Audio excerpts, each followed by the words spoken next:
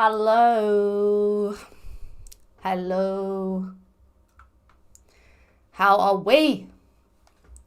Been a while since I've been on YouTube. I've been posting on Instagram and everything, but like not so much here. As you can see, the background's new. I was moving.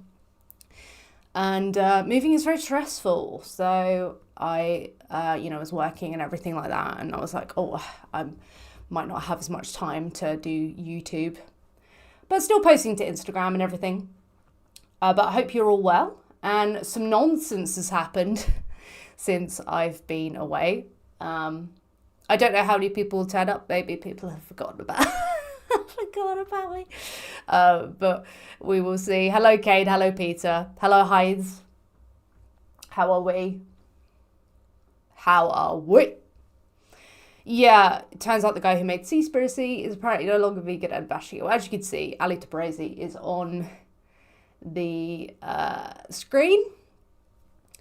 I'm actually familiar with, was he the friendly activist? A long time ago. He used to make YouTube videos and he made like a kind of Seaspiracy documentary. And then,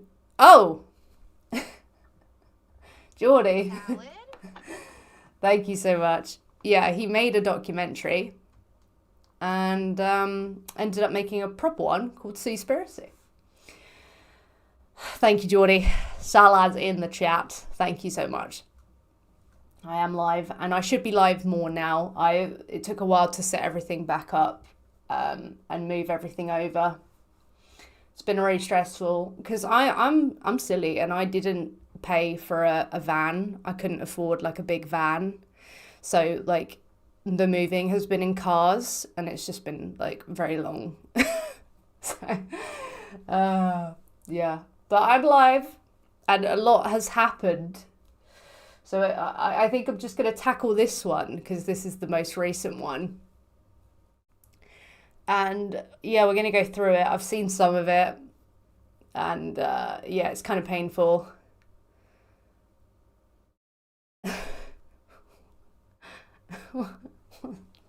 Oh my goodness, Geordie. But yeah, let's wait a minute for a couple more people to come. And then we will begin this. I feel weird streaming. I'm like, what am I doing? I've been like still filming everything, but more in the, Instagram format. Chip was in my Instagram reel today. Did you see that, Chip? Gay indeed. Gay indeed. Yeah, painful. All right, look, I think enough people are here where it's like, I can start. Do you not think? I mean, I technically didn't leave because I was still posting, but just not on YouTube. So I was still posting, but yeah, I will be back to posting like wildfire to the point where people unsubscribe because they're annoyed at seeing notifications. Like the rest of the time. But this is the longest I think I've not streamed for a very long time. Oh my goodness. Beanie was missed. With some sex, we can all come right now. No, wait. Oh goodness, Kirsten. No, you abandoned us. Look, if you think I abandoned you, then you clearly don't have an Instagram account. Just kidding. Oh, did you miss me? You're speaking like you missed me. I mean, I wanted to be in there. I mean, honestly, I didn't see you, Chip. I just saw your your muscles, Yeah.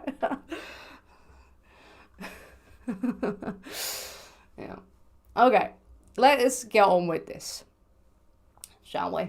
Let's see, because obviously you've all been dying, gagging, losing it, just like, oh my god, we need to hear Elle's opinion. Oh my god, I cannot function until I hear Elle's opinion. But yeah, a lot of this guy, from what I've seen, like comments and stuff, don't know who this is. But I'm an old vegan now. So I do know who this is, and from what I've seen so far, this is very painful. So yeah, thank you for the super chats, by the way, to Geordie and Kirsten Mama. Can we get some salads in the chat? Oh God. Right, you'll have to tell me if the levels are okay, because honestly, I don't remember anything. Yes, I will not form an opinion until you tell me what to think. Well, thank goodness I'm here, you know? I haven't functioned since oh, okay, right. Yeah, old vegans know indeed. Right, tell me the levels are okay. All right, ladies and gentlemen, welcome to today's episode. Now, in this video, I want to talk about the issue How's this? of veganism. I have been a vegan for 13 years. I became vegan when I was 18 years old, approximately in very early 2012. Forgot my bylight. Hang on. Everything is bisexual once again. Okay. Can we get some rainbows in the chat? Damn. Okay, cool. You've lost your job and not found it. Oh no. Finding a job is tough. Slick. There we go. I knew something was missing. I hope you can find one soon, because that's just not good at all. Yeah. And it has been one of the things about me as a person which has really defined my identity for a lot of people. I was very involved in the early kind of vegan activist movement in the UK back in 2015. I had a very popular YouTube channel back then, which is since off the internet. I was involved in the production of vegan content and documentaries online and on streaming platforms. I later then directed Seaspiracy, the Netflix original, which became one of the top 10 movies on Netflix in around 50 countries, promoting a vegan diet and lifestyle as a solution to a lot of the problems facing the ocean, a solution which I still actually believe in for the most part. And for the nuance of that, you're really going to have to check out the article on my Substack. Link will be in the description. I wore vegan activist t-shirts, vegan activist hoodies, went to protests. Now, I have seen some of this, but let me tell you, wearing a t-shirt, going to events, that does not tell you how intricately you understand something. It is like people get vegan tattoos and then they're seen with a hot dog. It doesn't tell you anything. I think he's just trying to lay out how much he believed in something to maybe defend himself, but that's not going to defend you. Like, oh, you know, I was so anti-murder, like, I didn't murder anyone. You know, nobody. I didn't murder anyone. You know, I was like, saying against it. I really hated crime shows where people were murdering people. I hated that shit. But then, you know, I murdered someone. I no longer believe that murder's wrong, actually. So I did actually murder someone. So it's like, it's not going to save you. Like, I went to rallies. Oh, he wore a t-shirt. Come on. He's the most vegan. That's the thing. I've spoiled it for myself because I've already seen how he says he is more vegan than any of you. So most cult members don't realize they're part of a cult. Hello, Alex. Thank you so much for being a member for 40 months. Thanks for hanging in there while I wasn't producing YouTube content. But don't panic, because the YouTube content is returning. I was posting to Instagram, and vlogs will be back. I just didn't see the appeal of like, oh, I'm moving house. Here are the boxes. Oh, still haven't moved. Here's one more box.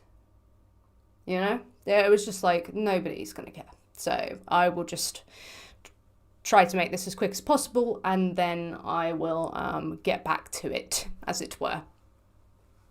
But thank you so much for being a channel member. I really appreciate that. Thank you for anyone super chatting and being channel members. Thank you very much. Let's carry on. Filmed the slaughter of animals extensively, knew this issue inside and out, networked amongst some of the most well-known vegan content creators online, have seen the rise and fall of various stages of the sort of very contemporary vegan movement. You're moving? I have moved. I don't know if you're being ironic, because obviously the setup has changed. But I can't, sorry, I can't read. Irony. But yeah, I've moved. Movement, the booms and busts of vegan product launches, the Beyond Meat thing. I remember in the UK when, getting oat milk was an absolute novelty that you couldn't find anywhere. Whenever someone high profile in the vegan movement ditched veganism and became an apostate to veganism, I'd be one of the first online to be, they were never vegan in the first place. Only a real vegan who really gets it is, who's seen the animal suffering, truly gets it. And those people were just plant-based and all that kind of stuff. I fully understand. And it's probably going to be the kind of things that people want to try and attempt to throw at me here. However, you don't get more vegan than me over the last...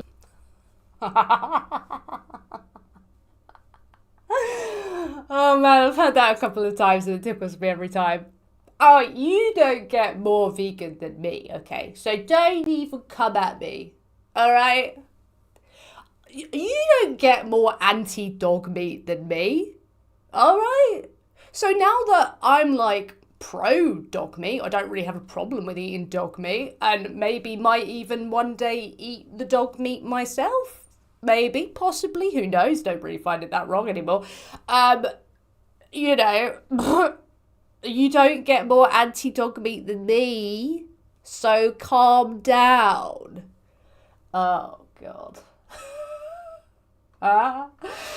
Okay. Good one. 13 years. I really try. The candle placement is similar, so it looks like the same room. It is quite similar. Yeah. It will look better, but this is the best I could do right now. Challenged people to find someone that was more vegan than me during this entire time. Me, bitch! Do you know why? Because from what I've watched of this, you don't understand what veganism is. So if we're going to play the dick waving contest, may I present to you my penis? Okay, it's bigger than yours. Oh, come on. What is this? I didn't know that veganism was a contest. Like, I really didn't. But, amazing. I think what makes someone a bit more vegan than you, if we're doing it on some sort of, like, scale, would be someone who gets what it is. Oh, God, it's awkward, isn't it? Oh. Which is why I think for many people watching this may be so crazy to even consider. Like I said, I've been a kind of vegan that wasn't just, it wasn't like I was eating honey from time to time. It wasn't like I was eating oysters from time to time. I wasn't using secondhand leather or those kinds of things. I wouldn't wear wool. Well, many vegans that call themselves vegans still do those things. Or they'll from time to time have a little bit of meat, or they'll eat something off someone else's plate that they didn't pay for. That's not the kind of veganism I'm talking about here. I'm talking about a kind of veganism that is out of this world vegan. Out of this world vegan. God, people make it out like it's just so wild, the vegan level 3000. Ellie has been around for a long time without the views and subs that she deserves and still going, so I've definitely found someone who's more vegan. Oh, thank you, Kirsten. Yeah, I started making videos like Ali Tabrizi was like one of the ones that I watched when I was like watching Earthling Ed when he was quite small. He was the friendly activist. And that's when I was like, I'm going to start making videos because, because also like other people like Freely were around at the time. And I was like, I don't really identify with kind of any of these people. Some of them seem kind of like me, but I don't know. So I would like to, represent veganism my way. So Ali was around at the time for a long time. And yeah, he had I think his YouTube channel had something like 20,000 subscribers or something. But by the time he stopped. So... I did watch him. He used to do like London vlogs or something like that, where he'd be like, here's the food I'm eating. And I was like, oh, that's cool. But yeah, it's just disappointing to watch someone who's been vegan for that long not understand what's going on. It's really weird. But thank you, Kirsten Mama, for even more sec. Thank you very much. Can we get some salad in the chat? I've never spoken to Ali. I just, thought that he was cool from a distance. I was excited when Seaspiracy came out that he was involved because I saw that he made one, and it was kind of cool seeing like a YouTuber. Oh my goodness. Michael Askew the lap tipped £7.41. Hello, we know you, don't we? He. Anywho, Marshmallow's toe has to be the wankiest toe we've ever heard, and we have had and know some truly terrible ones. It's true, we haven't got to the marshmallows though bit, but I know it exists and I know it's painful. So I'm, clenching in preparation. Is it quiet? Sorry about that. I'll turn it up for if anyone TTSs again. Thank you so much for the TTS. Thank you. There is a pinned comment if you would like to do the same thing, and this time you should be able to hear it better. Yeah, don't meet your heroes. Okay, it just, I don't know. We'll do a bit of psychoanalysis at the end, which is, I know, cringe to do, but I can't help myself. But when I've seen it all, I'll, Thank you so much. Thank you so much for the tip, Michael. Can we get some salad in the chat? Fully vegan salads,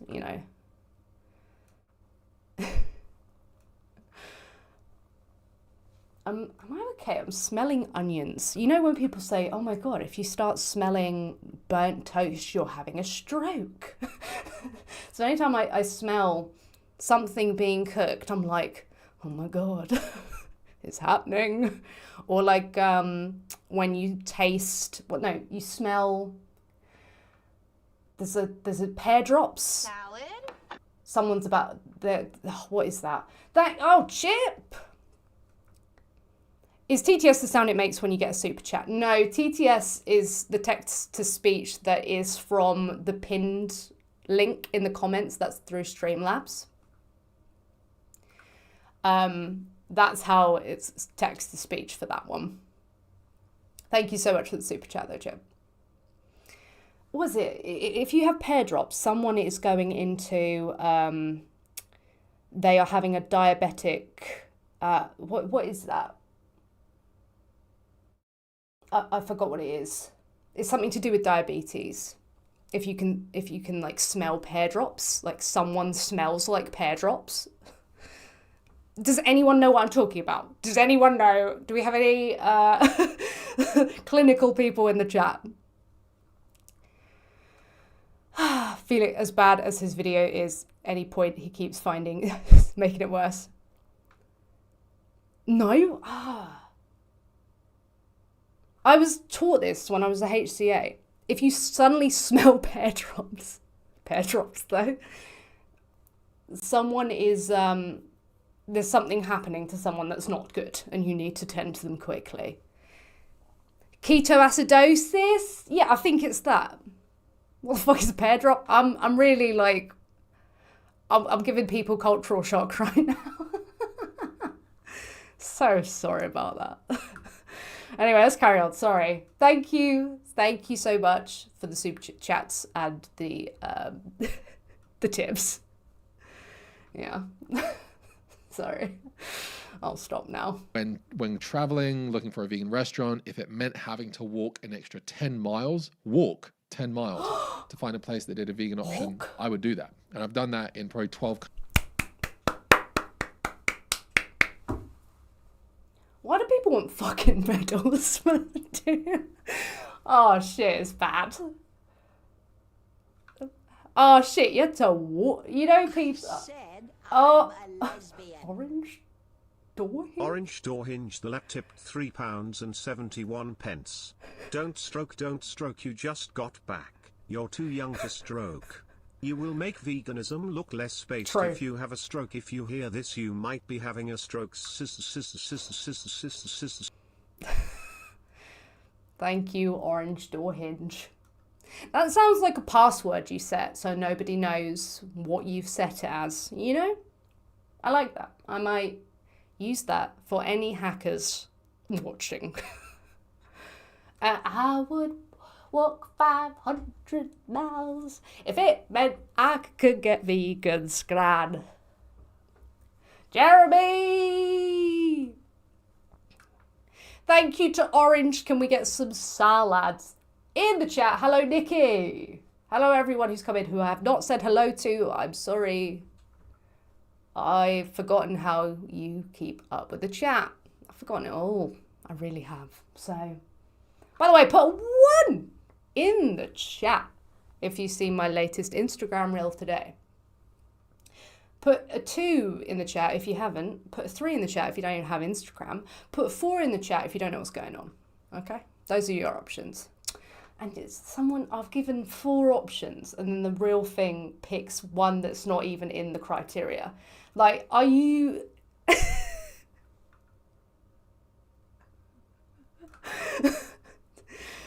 Oh, man. Okay. I missed all your jokes. Where? I can't... Wait. Am I missing a joke by missing the joke? By missing... Oh, I realise I haven't got live chat. I've got top chat. So I actually might have been missing comments. I have seen it. Of course, you've seen it. You're in it. You would have got a tag. No, don't go back. It's fine. I was defo funny.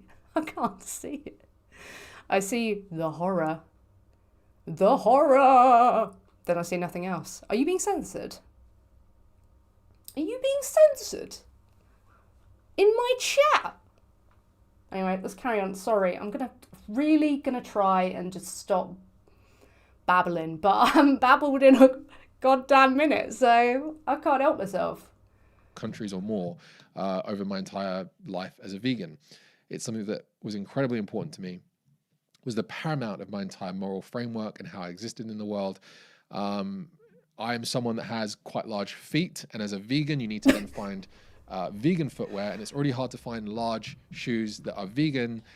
Right, I'm sorry. I'm size 7, right? My girlfriend insists I'm size 6, but whatever, okay? Who's right? I don't know, you know. But, so I don't have big feet. But let me tell you, there's so many, like, shoes that are accidentally vegan that I don't know where you're going to go with this. Like, like, how large are your feet? Are we talking size 20,000? And so all during the last 13 years, I've been constrained to pretty much like 3 different types of footwear, pretty much 3 or 4, or particular brands. Like it became to that level, the kind of watch straps I would buy. Why is he going through this? Like, yeah, like if you're vegan, you buy vegan things, right? It's weird to be listing these like, it's kind of like a resume. Look how vegan I was. I don't know where night time ends and daylight begins. Life's just a fucking mystery to me now. How have you been recently? I've been stressed because I've been moving, and obviously moving costs money, and life in, you know, it's inflation nation for everyone. It's just not great. Like, but I'm doing okay. I'm back at the gym, you know, because I couldn't go because of stress of moving and everything. It was discombobulating me, and I can't be discombobulated now. But, you know, so I'm feeling good that I've set up my office and everything, and now my work is in one place, and that's good. So, yeah, it's good. Why not? I've just been a bit stressed because obviously, you know, like I haven't been able to do YouTube and stuff, which has sucked. So I'm glad to be back. Would he be open to having a discussion with you, our vegan leader? I don't think he knows who I am. I'd be very surprised. I have been around long enough that maybe, but I'm not big enough that, again, maybe not. Do you know what I mean? Girlfriend. Yeah, girlfriend. Vegan programmer, hello. This is the 4th reaction you've watched. Hell yeah. Sorry that I'm late to the game. Hopefully next time when someone says some nonsense, inevitably I will be quicker to the instant. Yeah. The kind of toiletries that you'd buy, the kind of, things that most people don't even think about when it comes to being vegan. I thought about it and lived it for 13. You're just making it just seem like, well, I don't know if it is true or not, that like, oh, you know, vegans don't think about products being vegan. Well, I don't really know the number of that, but he's kind of making it out like he's an exception. Oh yeah, people don't think about that. Maybe they don't. I'm not sure though. It just all seems like I was the most vegan. You know, look at my watch, it was vegan. It's just weird. I don't get it. 15 years. I was activist on the streets. I've seen all the documentaries. I've seen all the slaughterhouse footage. Some of the most influential vegan activists that you know of online. I've been friends with them personally, offline as well as offline. Know them or knew them before they got big. What is the purpose of this right now? We are nearly 4 minutes in, and you've talked about how vegan you are. I'm trying to work out why we're doing this right now. Like, why is this happening? Spearheaded the vegan scene in London. No, I know he was in the London vegan scene, but I don't know about spearheaded. I don't know about that. Maybe he did, but it's just a bit weird to say it, you know? Oh, I spearheaded this scene. Like, I don't know, it doesn't sound very humble, does it? He knows he's being an arsehole, do you think? Or is he like, because it is coming across as a bit of an arsehole. It's not coming across great. I must say, like, I don't know.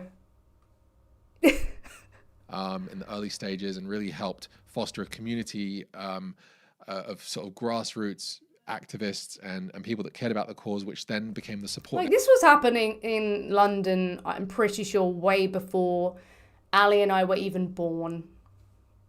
Like, I don't, you know, I think it was happening before we were around. We've had an impact, absolutely, and your impact's probably much bigger than mine. You know, you did the Seaspiracy and you had a bigger YouTube channel than I may ever have. But, like, come on now. Come on. Network for businesses that were launching that are still around today. And so this has been a big, big part of my life. And so I just want to get this out of the way in case people don't think I was fully vegan. Believe me, you're wrong. I was probably more vegan than you've ever been. I don't want to be more angry. Oh, that's cringe. Oh, that's really cringe. Oh! 1111 Make-A-Wish. Michael Askew the lap tipped again. £11.11. He really is deploying some serious copium, isn't he? It is just coming across as coping. I hate to say it, but it is just coming, like... It's like...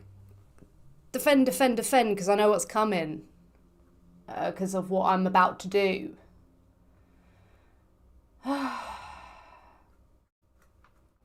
Yeah. Yeah. Well, thank you, Michael, for the 1111. I do appreciate that. 1111. Yeah, if I see 1111, I don't know why. I just make a wish. I'm just gonna do it. All right. Why not? I don't know. Yeah. Thank you so much. Salad's in the chat. Thank you, Twisted, for the salads.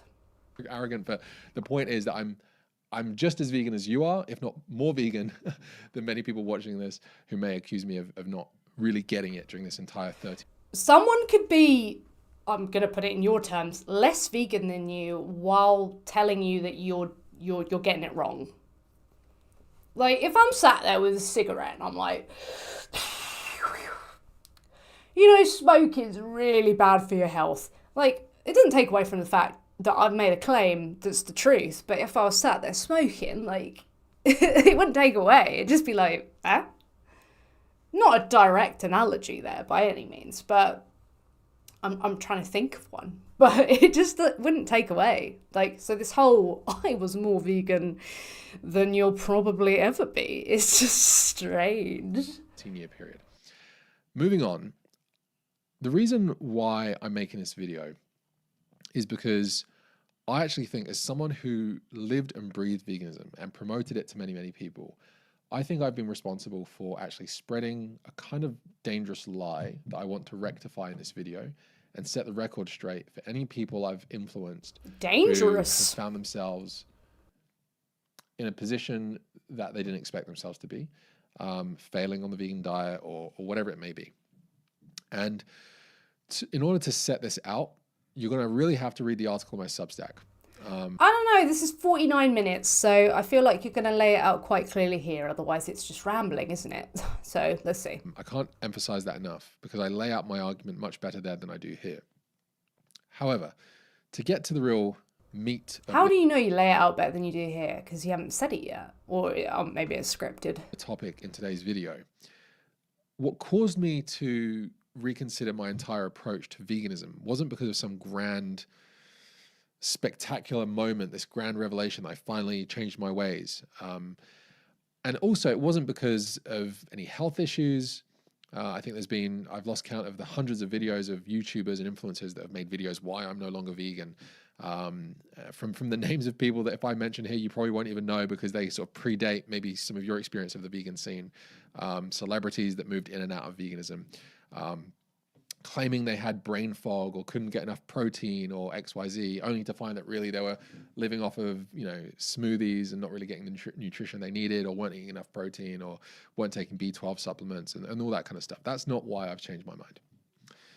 For me, I began to realize, and I'll explain the moment that triggered this, that veganism doesn't actually hold the monopoly to causing the least harm through dietary choices.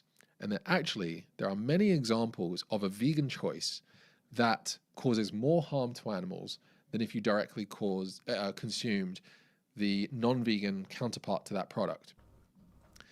And I assume you're going to have some empirical data for that. Like, how are we measuring harm here? Because veganism, predominantly, it's going to be about exploitation. Right? So why are you talking about harm? Dunno. Now, this may not seem like a big deal, except for the fact that it completely undermines pure veganism. No, because it's about not exploiting fundamentally. So something could be harmful, but at the same time not exploitative. I'm sure you could put yourself in some scenarios where, okay, that is harmful, but it avoids exploitation. There's going to be different avenues of this, but yeah, fundamentally, veganism is tackling the exploitation problem. Obviously, the killing and everything in that is a problem that is tackled. But yeah, harm. I could can't think off the top of my head, but I could think of instances where, yeah, that would be harmful, but fundamentally, taking an anti-murder stance could mean, oh yeah, that causes more harm in a way. What? 100% veganism. Abolitionist veganism.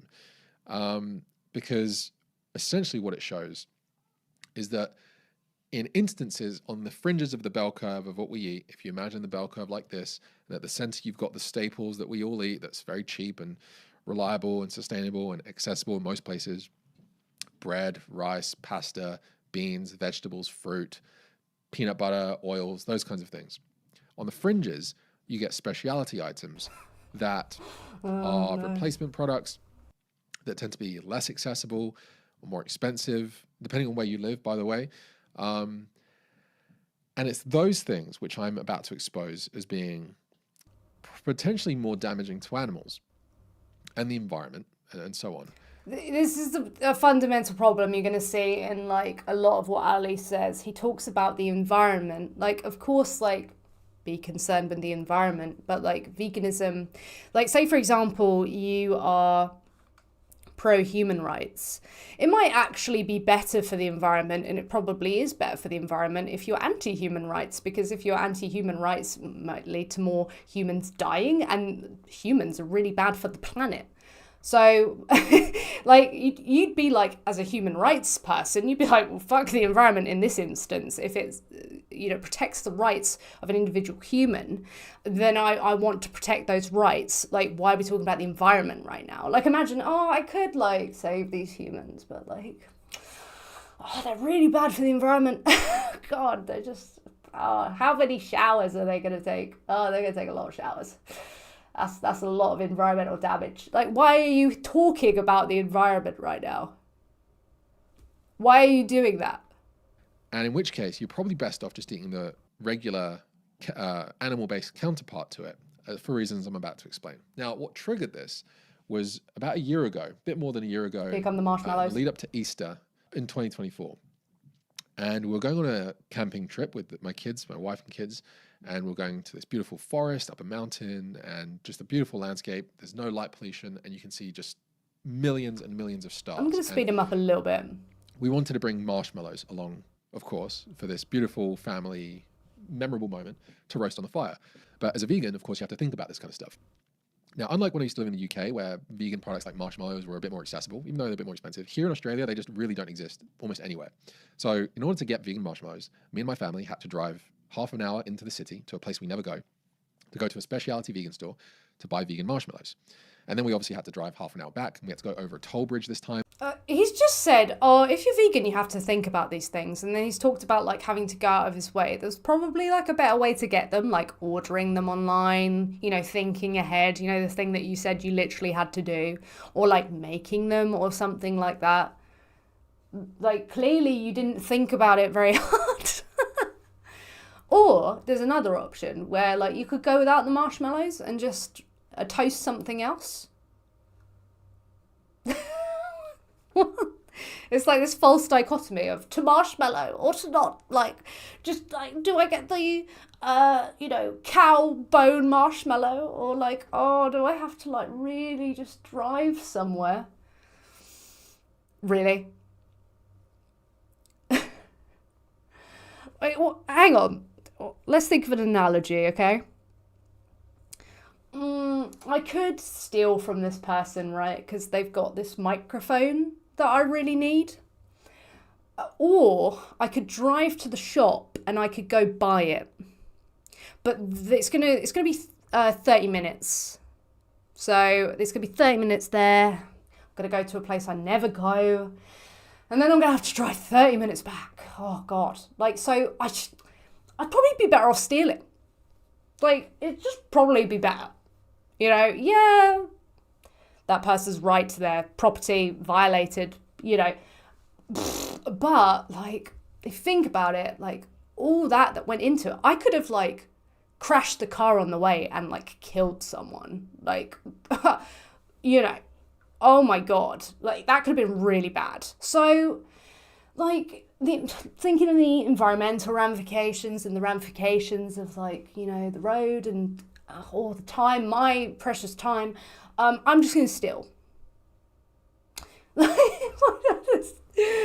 Yeah. That's $5.60 each way, so it's like, you know, $11 or something total, $12 or something each way to the full trip. And so it's about an hour's journey. We're already tired parents doing all this effort to get vegan marshmallows. And the vegan marshmallows that we got were a very small bag that cost so about small. $16 for about less than... If I bought microphone, it would cost me money. I could just steal it from someone. Oh my God.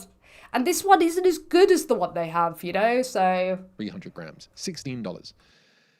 And on the drive home, I started to realize that actually this was insane. Insane. Why would I, like, buy things when I could just steal them from people? Like, the environmental cost, you know, of going around, ordering things, just... Come on. Can't be what ethical living looks like, surely. No, it can't be. And so... I agree. On the way home, I'm doing the maths in my head. I'm thinking, $16 plus the you know, $11 or so toll bridge, plus the fuel, wear and tear, all the stuff that goes along with owning and running a vehicle. When I could have just stolen it. Time, you know, not only the hour for my wife, but the hour for me, what we could have otherwise done in that time. And the total... Oh my God, this is weak. This is really weak. You would expect more from someone who's like been involved for longer. Like, you would have thought they would have thought these things through, thought about like analogies, stuff like that, you know?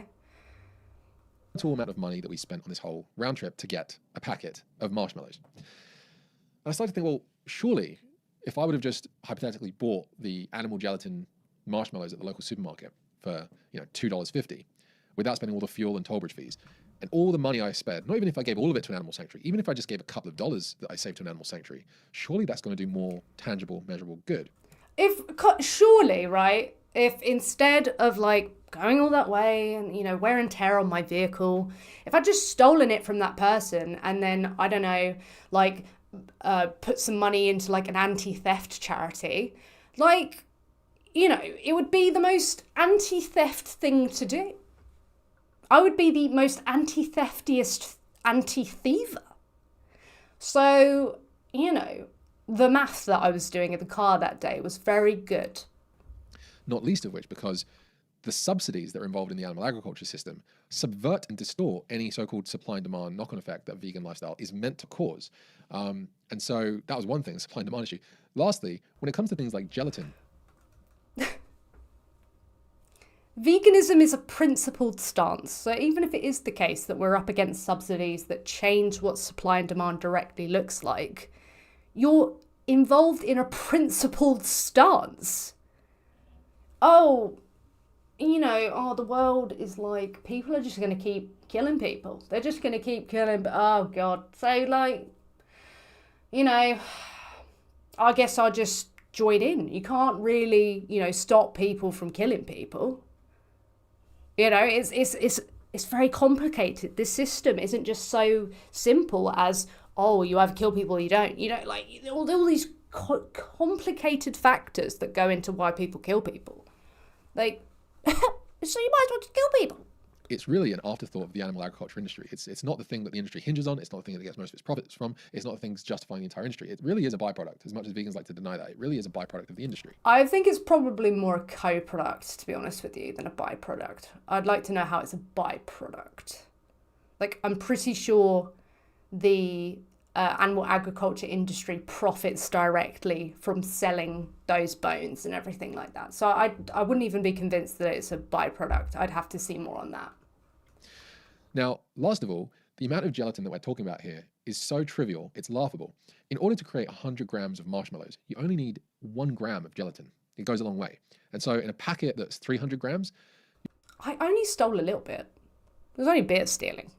Like, yeah, like, it might have been their prized possession or whatever, but like, it was only little. Teeny. Not big. Why are we whining about it? You're looking at 3 grams of gelatin. In terms of creating a kilo bag of marshmallows, you know how marshmallows are quite light. A kilo bag, you're looking at 10 grams of gelatin. And so I thought all the money that I just spent into doing this, traveling across the city to buy marshmallows that, by the way, were imported from Germany here to Australia, I thought, no. This can't be. This isn't why I became vegan. This is insane. It's insane that you don't know that you keep talking about environmental stuff. Like, there was an implication there. Imported from Germany. You know, like, think of all the miles that's had to travel. Yeah, I don't know why you became vegan, to be honest with you. Huge amounts of wasted money, resources, fuel, time, energy, air freight. People keep saying, like, first world problems. It really is. He's like, oh, wasted money. Oh, because I had to pay extra for the vegan marshmallows. Like, it really sounds quite, like, ridiculous. That it just sounds absolutely ridiculous. Like, can we get a grip? Like, honestly. Transport sugary fluff from the other side of the world. This is insane. Surely I'm better off getting the animal counterpart. Or just making the sugary fluff. If it's just sugary fluff, you should be able to make it, no? The animal-based gelatin. And if I and even without donating some of the savings that I made to it's so funny. Yeah, like, we didn't even have these marshmallows like 5 years ago. What would he have done then? It's funny, Neil, because Mr. Vegan, who's more vegan than you, more vegan than me, he's been vegan for 13 years, he says, right? I've been vegan for 11. And I know when I was vegan, like, started being vegan, vegan marshmallows, where? Where? What? Would unheard of. And I just went years without vegan marshmallows. And you know what? It was fine. Like, absolutely fine. An animal sanctuary, even just side by side without giving any of the money I saved to an animal sanctuary, I'm almost certain, in fact, I think I am certain, that animal gelatin-based marshmallows are causing less of an impact than vegan marshmallows. I'll be right back 1 second. Do not panic, okay?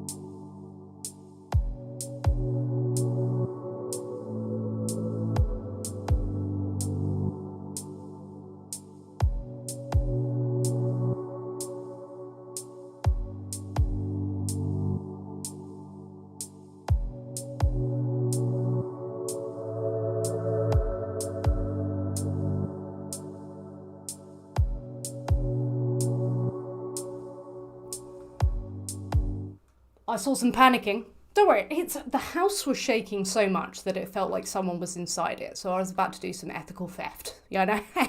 So, yeah, I was like, what? This is not your house. I've gone to steal. I think it was you who started the L step away from stream panic. I think it was Michael. Yeah. Oh dear, right, let's carry on. Without even having to give money to a charity. And you might be wondering, okay, we get your point, marshmallows, but they're not really that important in people's diet. Why don't you just leave it? Teach your kids that their taste buds aren't more important than an animal's life, yada, yada, yada. I get all that. And if you're a parent watching this, you'll probably empathize with this situation a lot more than if you're childless and you're watching this as a vegan activist. But essentially what I'm trying to say is, but I'm not even certain that we are helping more animals' lives by sacrificing the temporary taste pleasure of my children in order to hypothetically save these animals somewhere at a certain time, maybe even down in the future at some time. It's not certain that actually is happening. That supply and... Where's the, have you got any empirical data, dispelling that? Are we just going to deny that, there's been no, shift at all? And that even if there hasn't been a shift, that taking a principled stance against something is a step towards it ending? So what if, it doesn't make a difference? People are going to steal. What, that gives you justification to steal? No, not at all. That's why we take a principled stance, which I thought you would know as a vegan, more vegan than everybody else, so vegan. Would you not know that? Demand impact is actually happening here. And I'm certain that it's not actually happening, especially in the case of these marshmallows. And so you could say, oh, okay, fine, be vegan apart from the marshmallows. Okay, that's fine. Well, first of all, a lot of vegans won't be happy with that. In fact, I'm pretty sure the majority of vegan activists won't be happy with that because they take an absolutist position that consuming a product that has animal products in it is therefore kind of justifying the entire system and feeding into this narrative that animals are here to be objectified and used. And so there's no cost that could be great enough to justify the moral harm from using even a smaller piece of animal products. And I just disagree with that entire position. I don't think it's pragmatic or realistic at all. And it doesn't take into account real world circumstances. Like what? The most important point here. Like when you want marshmallows and you have to go further for the marshmallows. He's using excuses and then hoping those excuses are powerful enough to be confirm. He's in a confirmation loop. It's really bizarre to watch. Has he got compassion fatigue or something? Opportunity cost. Vegans will be familiar with this hypothetical, which is, if you're a vegan and if I could tell you that you could save the lives of 10 animals by eating just an egg, would you do it?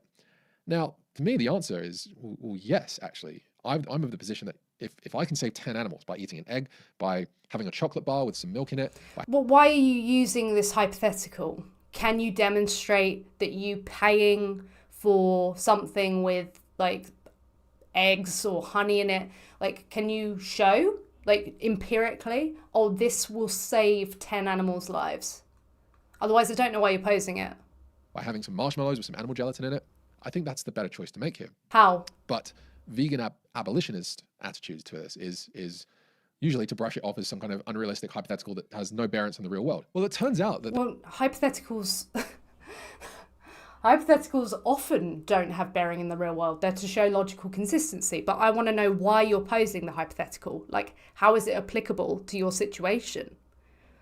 Are you saying that honey, for example, if you eat a jar of honey, are you saying, oh, that will save 10 animals? Whereas if I bought the, maple syrup, then, and what? From exploitation? What? He never gets back to this even, and we definitely don't get an explanation of how it saves animals. Oh, God. How anticlimactic, just how painful. Why are you saying it? That analogy actually hits the nail on the head when it comes to the daily choices that vegans are making and the opportunity costs to their decisions. And I'll give you a few examples other than those marshmallows, okay? So... What do you mean other than the marshmallows? Because that didn't demonstrate that at all. What do you mean? How would you have saved 10 animals, for example, in the example you gave, by buying the marshmallows with the animals in them. Oh God, yeah, true. I should stop trying to find holes in his arguments because he was very vegan. So Vegan cheese. Now, growing up, I used to eat a lot of dairy, but I used to love eating feta cheese. In a household, I ate a lot of Middle Eastern and Mediterranean cuisine. Now, vegan feta cheese here in Australia for a block about this big is $9. Now, the equivalent dairy option, made from either goat's milk or something, is $3. So you're looking at least a 3 times price increase. I think sometimes the vegan block maybe actually you get less of it than the regular kind, but let's just say it's 3 times more expensive. The same might be true for various types of candy bar, chocolate bar. I remember in the UK, before we left, the vegan Kit Kat came out, and the price difference was just insane side by side with the regular Kit Kats that I used to grow up eating, as a kid. And so here you have this issue of price parity. Now, a vegan will often say, well, that's just because these are new items on the market. There's not enough demand for it. Once the demand increases, then the price will eventually go down. Well, that's dependent on other factors like inflation or stuff like that. All the food that in supermarkets is more than it was. So even if things have gone down relative to what they would have been, they've still gone up. That's unfortunately not quite simply how it works. But obviously, if there's more demand, they can up the supply, and if they're upping the supply, typically it can be more affordable down the chain. That's kind of how it tends to work, in a vacuum. But unfortunately, we are being shafted every day. So no, things have not gone down. And out of curiosity, I look down the corpse aisle and oh my God. Shit's expensive. Yeah. That may be true with some of the products that have made it into market that you can look at over the years and say, well, yeah, the price has come down. However, I don't think anything's gone down. I think everything has gone up. So I don't know what he means there. Does he mean just generally has it all blanketly gone down, or have things become more affordable relative to inflation?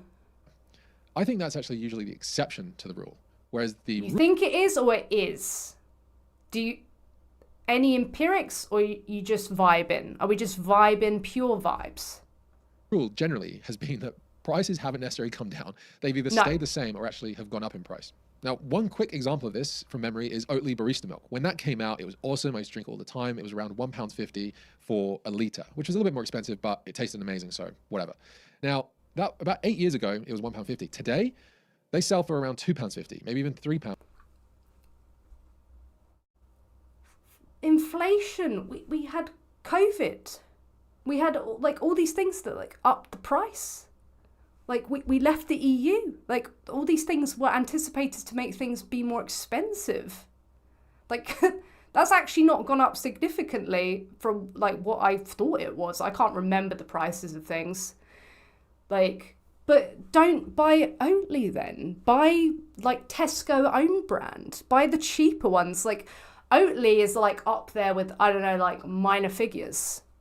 It's like a big, if you get Oatly, you're on that big money. Pounds in certain supermarkets. Now, 8 years have gone by. You'd hope that in that time there's now more vegans. More people are aware of the product. A lot of people are dairy intolerant. There's a big demand on it, but the price hasn't gone down, it's gone up. One economic principle for this is that actually increasing demand doesn't always drive down price. Sometimes it can do the very opposite. Now, yeah, but you were talking about it being the exception to the rule, and then you've gone, sometimes this exception to the rule happens where sometimes demand doesn't see, rising demand doesn't see a drop. Well, that would be the exception. Almost 10k subs, am I? How many subs am I? I don't know where it says it doesn't say that on my screen at the moment, my subscriber count, but if I reached 10k, that would be amazing. I would have never seen myself reaching 10k, so. I remember someone saying to me years and years ago, when I had 800 subscribers, he was like, I could see you reaching 15k maximum, but you'll never amount to anything more than that. I was like, oh damn. And he was right. 8.62k. I mean, that's like close yet so far, you know? There's more people wanting to get it. Just like in the housing market, if there's a huge demand for houses in a particular place, the price of it goes up, especially if the amount being produced stays the same due to limiting factors. And Well, housing's different to like food and stuff like that. Like I don't know much about housing. All I know is that it's very scary and it makes no sense. Whereas I think there's more demand elasticity with food, but I might be talking out my ass. so here you actually have an example where the price has actually gone up. Yeah, but are you gonna... And the same can be true for a lot of other products. Impossible Burgers, Beyond Meat, all kinds of specialty vegan cheeses or vegan... Why are you picking the big brands? That's really... that's a bit disingenuous, isn't it? Because you can go to Aldi and you can get 2 burgers for like £2. Whereas how much is like a Beyond Burger? Like £5? Like twice the price? What, like, what did you say? Like Impossible? I don't even know how much that is. Like, I'm assuming a lot of money. And like the big vegan cheeses, like, yeah, you can get them in Aldi, cheap. Like, if you're like on a budget, like, this is what pisses me off when people talk about expensive. It's like they've never been poor. Like, I'm sure people have been who say this, but it's just like, if you're in situations where you don't have money, you just work around that. You work within your budget. So you're like, oh, I can't get the fancy Oatly, so I just get the Tesco oat milk, you know, cheaper, like, you know, that's cheaper, so I get that one. Or, you know, I live in a situation where there's not a supermarket near me, so I'll do an online order so it can come to me. I do it in bulk, and then I'll get some money off that. Like, you think about these things rather than just like talking about these big brands. It makes you sound like you had a lot of money. candy bars. They've either gone up or maybe stayed the same. It also doesn't help that we've had a lot of inflation since COVID. There we go. And so the idea that just wait, hold fast, vegans, eventually you're going to cause the prices to decrease, is built on a huge naive assumption that given enough time, given enough vegan documentaries, given enough social media posts and campaigning about going vegan, that the world or any particular country will eventually become vegan, and then the prices will just be like they are for the animal equivalent. This is not true. I gave a talk at a vegan event in 2023. How are you even going to explain that being the case? You're talking about all these options that were not there, when you and I first went vegan, because we went vegan at a similar time. The only thing that was vegan was a couple of things in Holland and Barrett, and then you had your accidentally vegan stuff like your beans, your pastas, your vegetables and everything like that. But isn't it weird how now we can complain that, oh God, all these vegan marshmallows and chocolates and all these specialty items that were not there 10 years ago, Ali, and you know that. Is something not happening where you're like, oh, these are popping up, all these different brands, they're coming and going and new ones are popping up. Does that not tell you something is happening? Oh God. About why the world is not going vegan. And if you'd like me to talk about that in an upcoming episode, just let me know in the comments or something. Why would it matter whether or not it's going vegan or not to whether or not you ought be? I don't see a world full of universal peace. I don't see a world free of murder. I don't see a world free of abuse, of any kind. But it doesn't mean we do more. I don't know why you're bringing it up, because it sounds like you're bringing it up to say, therefore, the whole thing crumbles, or veganism is a lie, because that's what you say in your Substack. Veganism is a lie. And so you can't just claim that eventually the price is going to become matched. The other thing about dairy, some things are price matched. In some places, vegan sausage rolls are going to be the same amount. In some places, the milk's there's going to be no charge when you go to the coffee shop. In some places, the rice, the pasta, the plant-based foods are cheaper per calorie. Things like oils are cheaper per calorie. So, and he's tackling these specialty items. Mate, again, we were vegan before they existed, and we did fine. Now that you have all these options, suddenly, it's all falling apart. Like, it doesn't make any sense. In the case of cheese, is that there are so many subsidies at play with the dairy industry that the promise that there is a vegan supply and demand chain of events, a sort of domino effect where vegans create more demand, the supply increases and price goes down, is not something that actually works, because we're not in a free market by any means, especially when it comes to dairy. But there's these options here that were not there previously. You can go.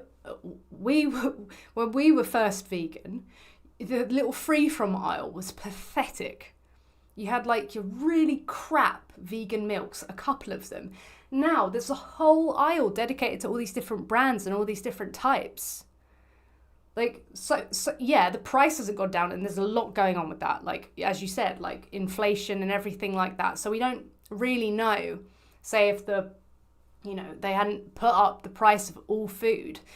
Don't know what it would be in comparison today, but I physically witnessed, before like COVID and everything like that, I physically witnessed the price go down and there be more accessibility of vegan chocolates and everything like that, especially ones that were accidentally vegan. Like, what about all the chocolates that just happen not to contain dairy and they're vegan? And it's just like, that's really like, actually like they're upping the price now because it doesn't have dairy in it. It's just not that simple. It's really weird. Around the world, particularly in the United States, but also elsewhere, the price of dairy is sort of set by the government. There are government subsidies, incentives for producers to produce a lot of it, and they get paid for the extra that they produce, regardless of whether there's any consumers for it. And so today, they can't get rid of the stuff fast enough. There are farmers that are literally having to pour truckloads of dairy down into the drains just because they got no market. What has this got to do with the price of plant-based milks? I don't get it. Market for it, and they have to dump it, because if it goes into the marketplace and increase a boost in the supply, the cost of dairy will go down, and they can't afford that to happen. So they literally just dump it. Speaking of dumping, it's like he's info dumping to give this kind of law that he knows what he's talking about, when actually it has no relevance to the fundamentals, which he's trying to talk about how expensive it is. Well, then don't buy those specialty items. Make them. Do what you probably did before all of these items came out, because it would only have been like five years ago, so like less than halfway into during that time that you were vegan, like you would have known that you would have had to like make your own sauce, or be a bit creative, like make a cake with apple puree from scratch. It's what you do. Who said doing the right thing would be easy? Oh, it's more expensive. Like, yeah, it's more expensive to not steal. It doesn't mean, doesn't mean you go steal. They're also having to bury cheese in these huge cheese caves across America just to store it. I also think that they've been storing this kind of stuff on like warships off the harbor, or there's some stories like that where they're storing agricultural products that have been created through subsidies offshore in military vessels. I think I'm correct in saying that. And so in the case of that vegan cheese, for example, now I have no desire to eat dairy cheese. The taste kind of makes me gag, but you're probably best. The vegan who is more vegan than us, the reason that is given for whether or not you have a desire to eat a product of exploitation, baby stealing, artificial insemination, killing, like all this stuff, is because you don't like the taste. Painful. Okay. Yeah. Best off buying the regular feta cheese for $3, and with a couple of the dollars that you just saved, instead of getting the vegan kind, giving a few of the dollars you saved to either an animal charity or a political lobby group that's going to petition the government to end the huge amount of subsidies going to dairy. That's probably the best option you can do compared to getting the vegan dairy, because the vegan dairy, yes, it might benefit you. You may not like the taste of dairy. What about the cows being exploited, like directly as a source of paying into that industry? I am the pickiest eater. Hello, Taniki. I am the pickiest eater I know, and none of this is a valid excuse to be honest. He knows, literally, he knows this. He knows this. He's been vegan for 13 years. The vegan cheese was disgusting. disgusting. But like, oh my God, it wasn't even worth it. I was just like, you know what? Well, okay, no cheese for me ever again. All right, no cheese ever again. This is when Ali and I were vegan. Okay, it was just, oh my God. If you could get hold of it, it was expensive, and yeah, good luck. So he's trying to pose that paying into an industry, like bearing in mind you're taking a principled stance against an industry as a vegan, who he's more vegan than you, so he would know this. So give up that principled stance, pay into an industry that directly exploits, cows. And then the pennies you've saved, or maybe even let's be charitable, like, because he's making out like it's so expensive. Like how much is Aldi vegan cheese? Let's go for a cheap one. Like Aldi's supposed to be like quite cheap. You can get Violife slices for £2.50, but it's oh, let's go for the Cathedral City cheese. Let's see that. On Ocado. That's quite expensive, but decline. I don't want your cookies. Cathedral City cheese.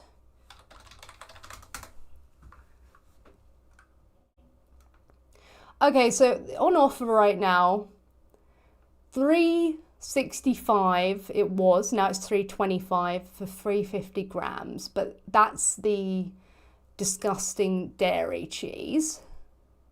Where's the vegan cheese? So you can get 280 grams, so smaller, for £3. So it was $3.80. So we're talking about, so you've got shaved off, 70 grams. Oh, they usually, right, so it's £9.29 per kilogram for the Cathedral City dairy exploitation cheese, or it's £10.71 per kilogram for the vegan cheese. So ultimately, that's not a very big raise. That's like, I can't do quick math.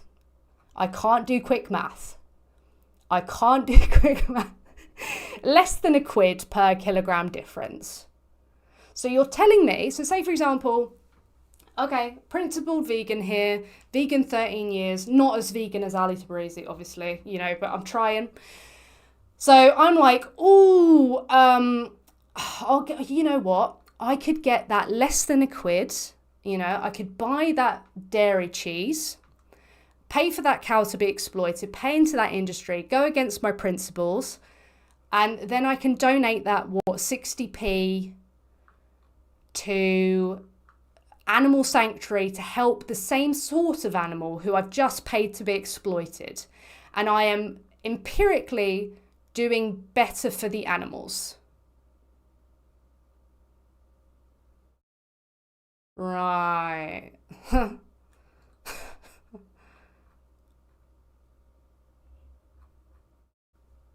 How, please? You may prefer the taste of vegan cheese, but in terms of actually helping animals, in terms of alleviating the pressure on dairy cows, it's doing nothing, I'm afraid to say. I'm so sorry if I'm the person to break. How is it doing nothing?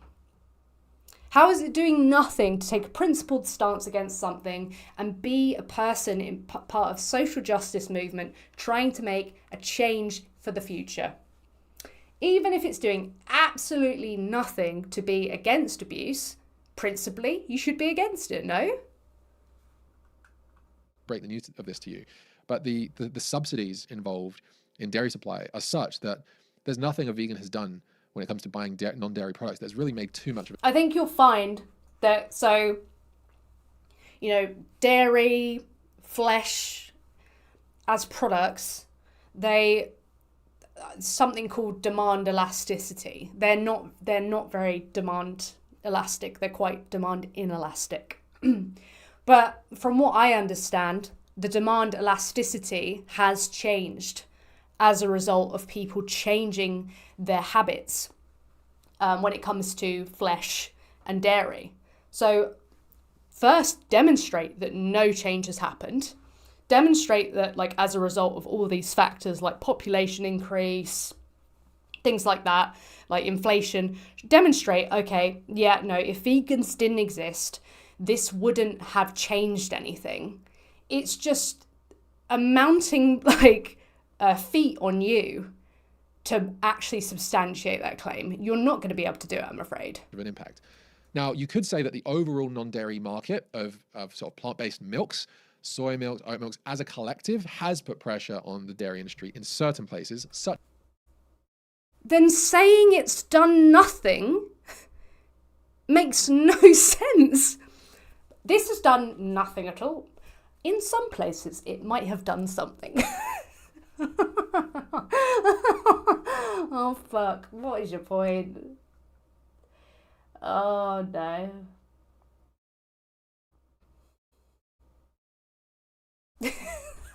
Need I continue?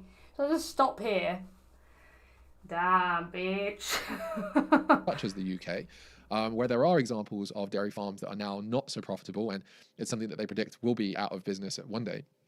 But a lot of that demand isn't from the vegan market, which is maybe 1 to 3, maybe 5% of the nation if you're lucky. So is it nothing or is it doing something? Which one is it? I'm in physical pain. So please smash like on the stream. Please tell your nan about my videos. Follow me on Instagram. Just so to alleviate me from my pain. 5% is very, very high. I think Israel might be the highest percentage in the world of vegans. But I think really when it comes down to it, it's the majority of regular flexitarians, meat eaters who are choosing the non-dairy option. So I just want to make that clear. So? You've just debunked what you said by making a point that, oh yeah, no, it has done something. It's just, yeah, albeit maybe not enough. But you're not helping. Because you just, instead of just like promoting veganism and talking about, oh, by the way, like this is dairy, this is like informing people, you're just doing this excusitarian nonsense. You're muddying the waters, making it confusing for people because, oh God, if a vegan for 13 years who's more vegan than you can't even get it right, it's just like, oh man, like what's the point, you're not helping. Oh God. Yeah. Now this is in direct opposition also when it comes to the price of vegan foods to what many vegan activists will say in the streets. I've seen countless street interviews now from very well-known vegan activists who, speak to a mother who's pushing a pram. She might be carrying a baby in one hand, one toddler's running around, she's got a baby in the pram. And she's said, I'd love to go vegan. I reduce wherever I can, but I just can't do it because I find it too difficult, it's too expensive. And she will inevitably be given this slogan from the vegan activist that's been rehearsed 100 times, which is rice and beans. Rice and beans are really, really cheap. Don't you know that all the poorest people in the world eat rice and beans? Why don't you just eat rice and beans? Yeah, if you're poor, why don't you make a staple of your diet something very cheap relative to the calories? Like rice is an excellent source of cheap while being high calorie. Like, what is the problem with that? Do you think we're saying, oh, just that's all you live off? Yeah, all we live off is rice and beans, nothing else. Please don't do that. Don't do that. And for me, this is not only patronizing and unrealistic, but it's borderline insulting. Not least of which because almost every instance I can think of a kind of career vegan activist that I know of does not live on rice and beans. Yeah, they're not oh God. Oh, Ali. That wasn't very smart, was it? No, that wasn't very smart. We're giving examples of cheap foods, trying to point out, there's a misconception because you're talking about all these specialty foods, for example, that are expensive. But one of the things that we say is, did you because people will be like, oh, what do vegans eat? People don't think about rice, beans, vegetable. They don't think about those things immediately. They think about just crap cheese that's really expensive and existed 10 years ago, doesn't even exist anymore. That's what they think of when you talk to them a lot of the time. So it's just one thing that we say of like, oh, actually some of the cheapest foods are vegan. And then we go on to say, if you want some cheap cheese, go to Aldi. Here's, the cheapest supermarkets. Here's where you can get a good deal. Like, yeah, either that is really a daft comment or, like people are saying in the chat, disingenuous. I don't know which one it is. If you take all the vegans in the world, you're probably looking at 0.00001% of the vegans who are choosing to live this kind of whole foods, no oil kind of approach, like literally living off rice and beans. Why are you saying no oil? Oil's cheap. And actually, it's like a lot of vegans because like a lot of people don't have very much money. So you have to tighten your belt. Like a lot of vegans I know, none I know just live off rice and beans because that's not even what they're posing in the first place for people to do. But a lot of vegans I know, like they keep it quite simple, the rice, beans, potatoes, like cheap like instant noodles and stuff like that, like because it's cheap. So I just, like, of course more people are going to be living like that because more people are poor. So and who knows how good their health is long term. And so why are you talking about health? Why are you talking about health? This is about ethics. Why are you throwing health in there? It's very hypocritical for those vegan activists to make such claims to a struggling mother, especially as hypocrisy? It's hypocritical. Oh, God. No, wrong word. most of these activists don't have kids themselves and view it as a kind of grave sin to have kids in the world. Is he having a dig at antinatalists? Is that what it is? I said I'm Veggie Tanuki! Veggie Tanuki the lad tipped £6.66. Vegans should listen to carnists because they clearly know more about animal liberation and nutrition. Veggie Tanuki, thank you for the 666. Yeah, well, Ali knows he's more vegan than you, okay? He's more vegan than any of you. So just remember that. So when you criticise, just know you're not vegan enough, all right? Linda! You are late by over an hour. Shun! Good to see you too. Oh, and you might be happy to know, okay, because I'm implementing schedule into my life. Get ready for it. Can you guess what it is? Scheduled streams. Yeah. Woo woo. Party stuff in the chat. Also salads in the chat for Veggie Tanuki. Yeah, I'm sick of the carnist nonsense, Veggie. As a struggling mother, he's the one being condescending. But Jamie, stop it. You are not as vegan as he was. Oh my God. Why are you pretending you're as vegan as Ali Tabrizi? Why? No. No. Yeah, sorry. I will schedule things now. I will. Okay. There will be purpose, a direction, schedule. So thanks for sticking in there. Okay. Yeah. But yeah, thank you very much, Veggie Tanuki. Thank you. And so those vegan activists are often the very same people on social media ranting and raving about how great this new vegan alternative is that's come out on the market. The new Impossible Burger, the new Beyond Burger, this new thing at McDonald's, this new thing at Burger King, this new thing at Subway. Have you seen this new like Kit Kat bar from Nestle? Have you seen this new Cadbury's chocolate bar from Cadbury's? A lot of the time, every single one of these products I just mentioned are way more expensive than the animal-based alternative. Then if you're poor, you don't buy them. There are vegan things in, say, the Tesco meal deal. They don't change the price of the meal deal. You get like, a sandwich, a snack, and then a drink, okay? The vegan sandwich isn't more. The vegan snack isn't more. So you go, oh, I can afford a meal deal. I'll buy the vegan meal deal. Oh, that product there, that's really expensive. I won't buy that. It's just like people talk like they've never been poor. Like, just stop. I really hate it. Like, you just don't, like, if you don't have money, which many of us don't have money, right? So we know, you just don't buy it. You go, oh, I'll go without.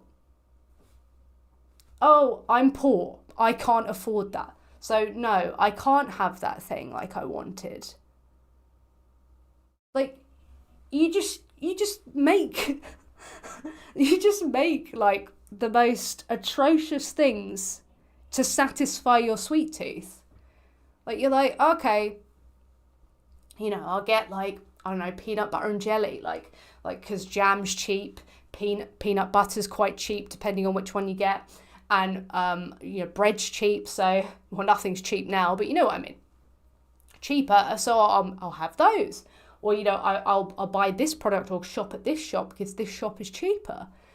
You know that. Like, marshmallows, though. I mean, the fact that you could spend $16 on marshmallows, it sounds like you have some money. Like, I don't know his financial situation. But if I saw that, like, Australian dollars are a bit different, so I don't know how that converts to everything else. But I'd just be like, sod that. I'll go without. I'll just roast something else on the fire, you know? And so for me, my entire position on veganism has really changed, mostly really on the periphery of this bell curve. So if you like to imagine a bell curve again, where in the center you've got all the main sort of plant-based foods that people eat, that is affordable, I hope this time you explain it. accessible, ethical, and sustainable. Affordable as long as you're not going for the expensive, fancy organic stuff. Where you've got your vegetables, your fruits, your beans. So you admit it's affordable. So all this stuff about expensive, though, like, what's the point? Just don't buy the expensive things. Like, this applies to carnists as well. Like, carnists don't go, oh, you know, I'm going to go to this really expensive steakhouse and buy this, you know, I don't know, Wagyu cow. Like, because they're poor, so they won't do it. Like, that doesn't mean, eating carnist is restrictive because, like, it's, like, expensive. Like, so I don't know what the criticism is at all. I don't understand it. Beans, your nuts, your seeds, your legumes, your you know, the wheat, your pastas, your rices, peanut butter, oils, you know, the kind of main bulk of plant-based ingredients. And then on the bell curve, on the fringes of that bell curve, you have things like the marshmallows and the vegan feta cheese and the Kit Kat bars, and you know, you got the vegan footwear that's like $300 for some, you know, simple shoes because they're ethical. Buy the accidentally vegan ones.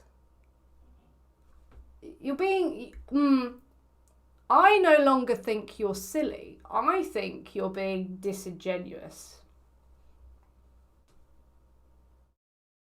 I think you are being disingenuous. I have never, and will never, probably, be in a position, I mean, even if I were in a position, to pay 300 quid for shoes anyway. Like, even if I were size, whatever size he is, because he says he's got a really big shoe, so he can't buy shoes. Yeah, I don't, what are you buying? Like, the accidentally vegan ones are, like, really cheap.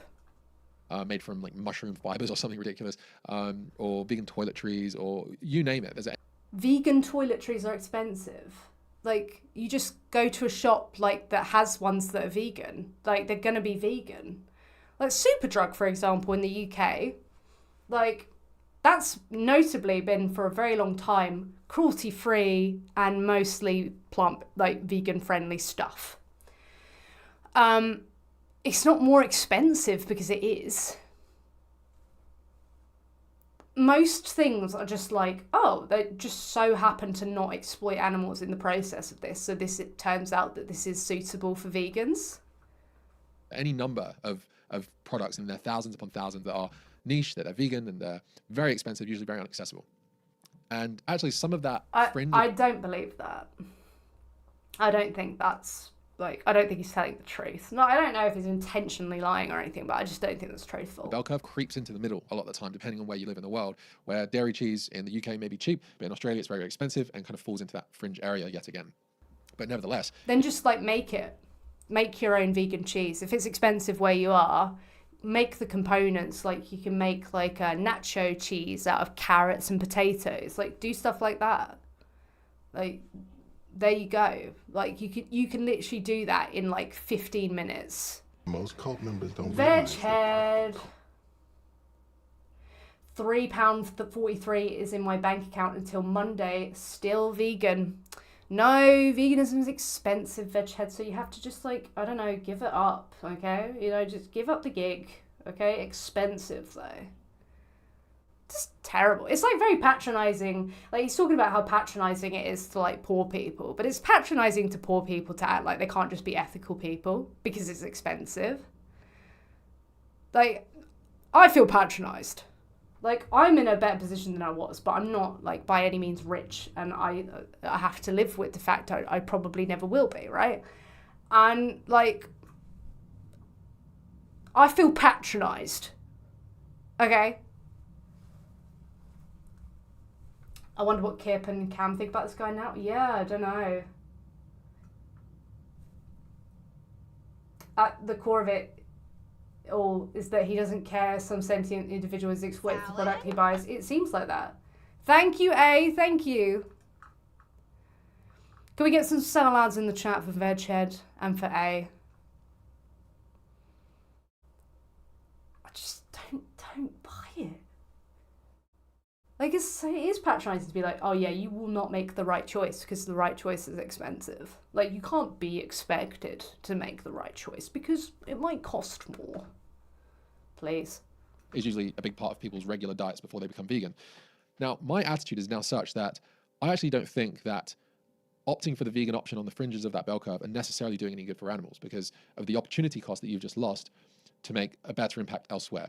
Whether that be donating some of the money you saved from buying the vegan marshmallows and actually giving some of that money to an animal shelter or a political party to end subsidies, that's an opportunity cost that you just missed because you wanted to get the $16 bag of marshmallows like I did. Or oh my God, like I've come to the conclusion that if you're not stealing from people and then using the money to donate to anti-theft charities, you're actually like not doing anything good. You're not doing any good whatsoever. Nothing has happened. It's just very fringe, just far away. or instead of buying those, $300-400 epic like sustainable sneakers that you've found on this new company, instead of buying that and instead of just opting for some secondhand shoes. Why are you talking about sustainable? Secondhand leather shoes. Or secondhand vegan shoes. Oh my God. Like, you can literally just get secondhand vegan shoes.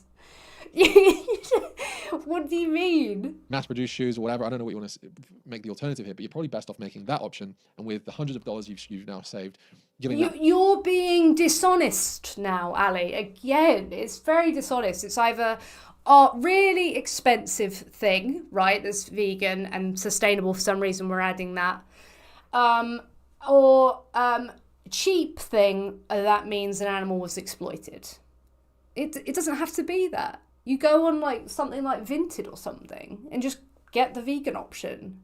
Like, what? Money to an animal sanctuary. And that is going to have a more tangible impact on animals. According to what, Ali? According to the land of make-believe, which is where you must be, where your empirics must be, because you haven't provided any. A lot of the time, vegan products are really only just vegan in name. They don't necessarily contain any animal products in them. But the impact is either neutral, like it's doing nothing for animals, or it's actually causing potential harm to animals when you consider the opportunity cost you've lost. You haven't demonstrated that at all. So why do I need to believe you? For that.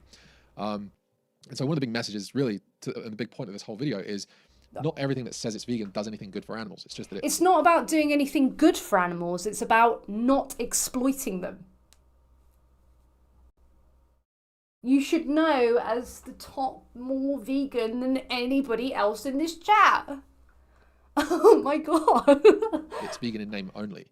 Now, while I'm at it, I just want to make a quick comment What on does vegan in name only even mean? donating to animal sanctuaries. I've actually found that vegans are the most reluctant to donate to animal charities a lot of the time. Again, what? Literally, the times that I've done vegan sanctuary fundraising, we've raised loads. Cause the vegans in the chat who would like vegan sanctuaries are like nearly probably funded mainly by vegans. Vegans are usually the ones attending and going to like the cafes and donating while they're there. I don't believe you. The land of fake believe. Because they believe that they're doing enough. They believe that they're... What? All right, let me throw an anecdote at you. Vegans often say being vegan isn't enough. You need to do more for animals. You need to become an activist. You need to donate to sanctuaries. You need to like help animals, liberate animals, all these things. They'll say veganism isn't actually enough. So I'm sorry, who are we believing? They're doing enough to save the animals by buying that, $20 Beyond Burger or Impossible Burger, by buying $20 burger. Where are you going where you're buying $20 for a burger? Just don't buy it. Just get a cheap burger. $20 for a Beyond Burger. Honey, make your own. Make your own from soy mints.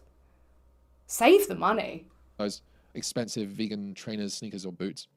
By buying the $500 sustainable winter jacket, they believe that by abstaining from buying animal products, that they're somehow doing a positive for the animals. But really, it's just... Yeah, just at the very least, it's a principled... how do you not know what veganism is? It's a principled stance against the exploitation of these animals. Being vegan is not like, I'm so virtuous, I'm saving all the animals. Like, all these animals have been saved by, it's like, no. Like, we recognise that probably this era of the social justice movement means that, less animals are being, bred into existence and being killed. So, theoretically, I suppose you could say they're being saved, but they weren't born into existence in the first place. It's probably the case that we would see more were people not vegan because of the population increase and different changes. But, vegans aren't like, yes, I've saved all the animals. What? Hello, Marley. It's either a net zero. Yeah, veganism is neutral. Being an activist is positive. Being non-vegan is negative. It's not that hard to understand. Exactly. We're not hurting animals. We're not really doing anything to protect them. And so what I found is that there's this immense amount of pride that vegans have in themselves. That I just graduated from college today. Hell yeah. Also had myself. Well, if you had that feeling, you're alone there. Let's just go back. What do you do? To protect them. And so what I found is that there's this immense amount of pride that vegans have in themselves that I also had myself. Yeah, no, you're not. I don't share that with you. I don't feel proud that I'm vegan. Yeah, sure, I'm proud that I stand up for what I believe in and I do things even if they might, ostracize me in some way or make me, uncomfortable situations or whatever. But I'm not oh my God, I'm vegan, I'm so proud. No, it's bare minimum. Why do I don't need a clap for being vegan? As a vegan for 13 years, I really... Please stop shoving your level 1 vegan nonsense down his level 3000 vegan throat. Know your lane. I haven't donated very much money to animal charities at all. I think through my work on Seaspiracy, I think I was... a lesbian. Veggie Tanuki the lad tipped £6 Again. and 66 pence. Carnists need veganism to be reduced to a virtue signal. Yeah, it's just let's minimize this as much as possible. So my leaving of it or my rejection of it in some form through belief or action is less bad. If I minimize this, it won't matter as much. That's seemingly what is happening. Thank you, Veggie Tanuki, for the tip. Salat in the chat. I was able to raise millions of pounds or dollars for all kinds of ocean causes and animal charities. But me, myself, I felt that, I'm vegan. I'm absolutely doing more than anyone else. I don't need to donate to any other animal charities. So your arrogance, don't project that onto me. By no means do I think I'm doing more than anyone else. Like, you're just showing what you believed. You had an inflated sense of self by your own admission because you were doing bare minimum. Don't put that on the rest of us. Like, it's really bizarre. And the reason that has to do with all kinds of, other factors. How dare that animal sanctuary feed that rescue cat fish? Don't you know about the fish? Or how dare you? Yeah, because why save animals while you're paying for like other animals to be slaughtered? Like, why would you? It doesn't really make much sense, does it? Sterilize that stray dog. What about the rights of that dog and all that kind of stuff? And it goes on and on and on and on. And by the end of the day, the vegan has justified not supporting any sort of animal causes or any animal charities.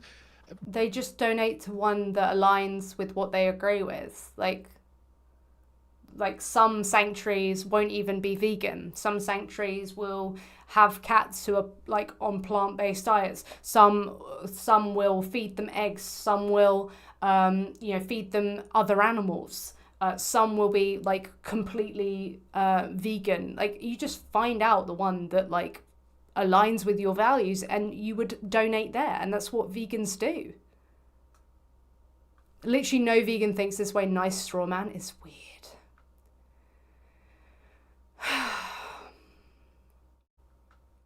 Someone asked me if I'd stop going vegan if it would save more animals, and he told me most vegans would. I guess I was wrong in thinking no vegan would when the best one did. Yeah, like Ali Tabrizi, the best vegan. The more vegan than anyone else. They need vegans to be nothing more than self-righteous virtue signalers so bad. I mean, that is the picture that's being kind of painted here, right? And they don't have to lift a finger. They don't have to do anything. They get to just sit on the couch and eat a Beyond Burger and feel like they're saving the world. And they have all this like unearned moral superiority. Like, this is what he's doing now. He's trying to paint this weird picture. What? It's so weird. He's like, oh yeah, they get to sit back and do nothing. But by the way, I did so much. I really went out of my way. I was doing so much. But by the way, vegans, they do nothing. They feel like they're doing enough. They just sit there and think they're saving the world. Ugh. And so I actually think that there are a lot of vegan sort of animal sanctuaries out there that are really struggling and are probably very, very frustrated with the vegan demographic because of this very issue. Well, they're probably struggling because nobody has money. So that's one thing. Looking after animals is very expensive, especially animals who are farmed, because they are bred to not live very long because they're killed prematurely. So they end up with loads of problems. And because people keep fucking eating them. So more are bred into existence who need housing. So they end up with these animals on their doorstep because someone's like tried to help them and liberate them. And then they struggle because they got more animals than they can afford. It's not like, oh God, vegans, they just don't donate. Like, please show me some empirics that show that this is the case. And it's a problem, like, in singling out the fact that they're vegan. Please, any empirics for your claims would be so good.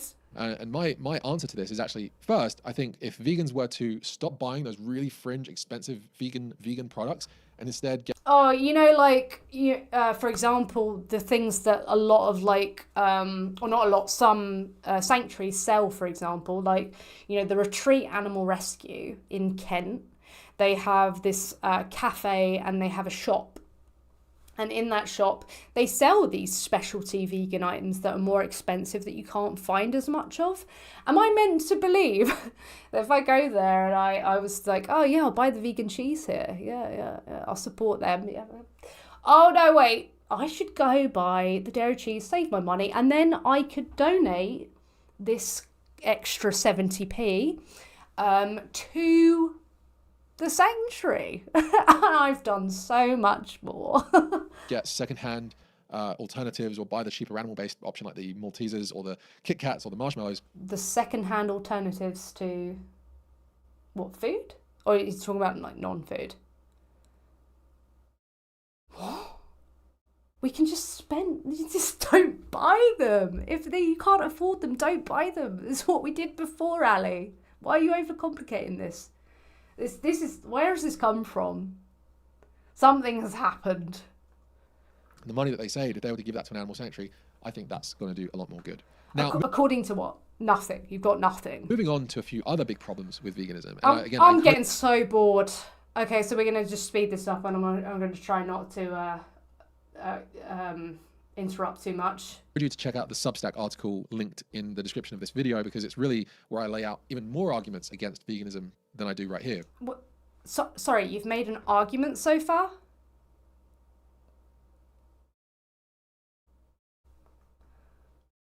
You've made an argument. Right. But one of the other issues here is this topic of backyard eggs. Now, vegans kind of put backyard eggs and honey in a bit of a grey area. No, they don't. No, they don't. What would be like a grey area? I guess like medicine. What a ding dong. Oh my goodness, thank you so much for subscribing. What would be like a grey area? Traveling on a bus that has cow seats, maybe? I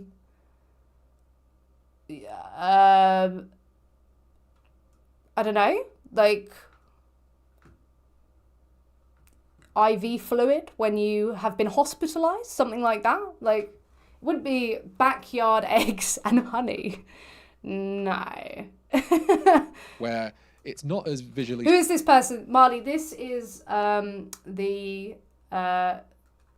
he was part of Seaspiracy, and he was a vegan YouTuber like back in the day when I was watching vegan YouTube like 13 years ago. Yeah. striking as showing cows or pigs being slaughtered in a slaughterhouse, which is very graphic, and it's kind of something that's there's a visceral reaction to that people kind of get quite emotional about, and therefore make those decisions based on some of that stuff. But when it comes to backyard, it's not like emotional about it. It's because it's wrong. Eggs, it's really quite hard to argue against it, and the No, it's not hard to argue against it. What do you mean? best argument that a vegan can really conjure up is this idea that when you take a chicken and you put it in your back garden, you take eggs from it, you're objectifying that animal, you're commodifying that animal has a right to its own life, that every life is sacred, every life is equal, and you're just taking it like some kind of breakfast snack laying slave in your garden. And also that because of the way chickens have been hybridized over the last sort of 50, 100 years, that the native, sort of not native, but the original form of the chicken only produced maybe one egg a week or one egg every 2 weeks. And now we've bred them to produce one egg every day. It's very taxing on the system of that animal. And we shouldn't be taking those eggs for ourselves. We should be feeding the eggs back to the chickens. Now, if you're not vegan and you've never... What about the males, Ali? And what happens when they stop laying the eggs as well? Where are the males in this scenario? You're going to know where they went, what happened to them. So, has the argument stopped here? Ever heard that a chicken eats its own eggs? It's something that is possible.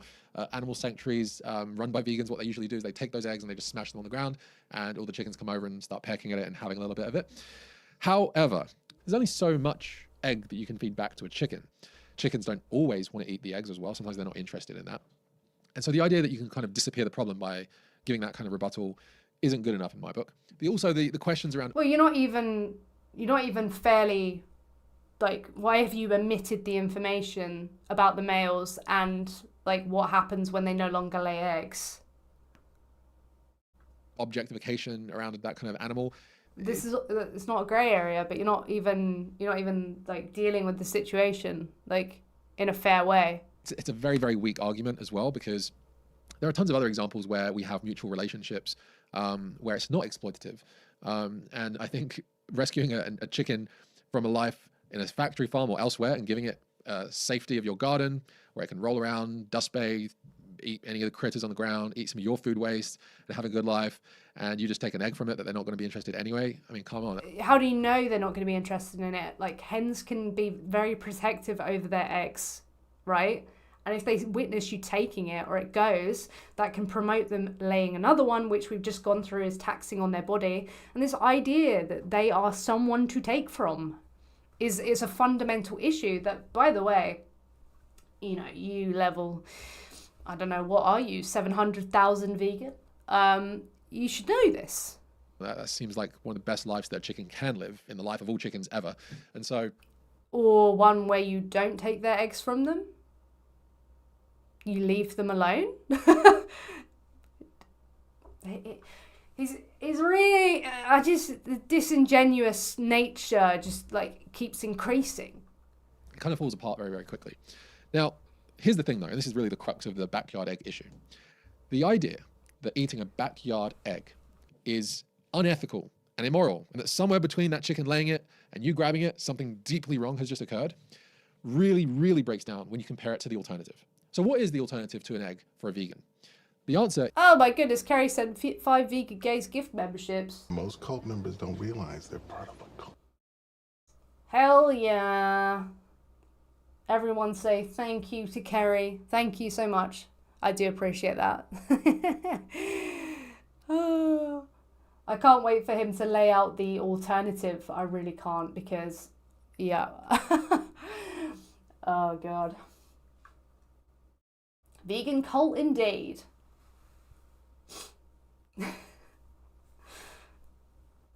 Such a good cult leader, you know, just not straying for 2 months, you know. Damn, oh, it's warm in here. This is quite a small office, so it's seemingly got quite hot quite quickly. So that'll be fun in the summer, which is looming, you know. That is tofu. Almost every vegan loves to eat scrambled tofu. I love eating. Do not. Do not do what... Oh, he's going to do what I think he's going to do. No. Scrambled tofu. Bit of turmeric, bit of black salt for that eggy flavor. It's awesome, okay? Let's take a side-by-side look of tofu and a backyard No, VPM, no. egg. Now, tofu requires a field, and a field requires for the trees to be destroyed or cut down and disposed of. So you've got a field. You now need the equipment used to till the field, and yes, insects might get killed in the process, small mammals might get killed, sure, that happens in a lot of different forms of agriculture. Oh, no. Once you harvest the beans, you need... Oh, you don't know what veganism is. That's really embarrassing that you did something for 13 years and you still don't know what it is. That's really bad. Oh, no. Oh, no. What a fart. What a fart. A needs fart to in a get to a wind. factory for processing. That factory also needs to be built using a lot of resources, a lot of machinery. Workers need to work in that factory.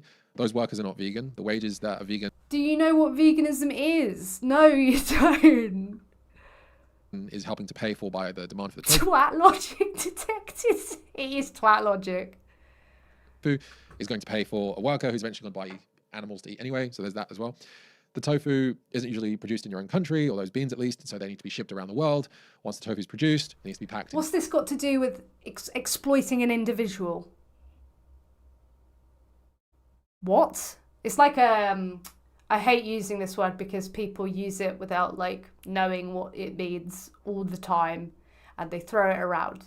But it is utilitarian calculus in a way that's just like not good at all. Like there's better examples of utilitarianism than this, I think. It's just a weird kind of like, oh, let's measure up all the environmental factors and all the resources, and we're going to equate this to like general ethics and everything like that, like morality, like rights and stuff like that. Like we're going to factor this all in and calculate it like equally. Like it's very weird. Like, you poor utilitarians out there, because, like, this is what happens. Utilitarian mention. Yeah, because you're utilitarian, aren't you?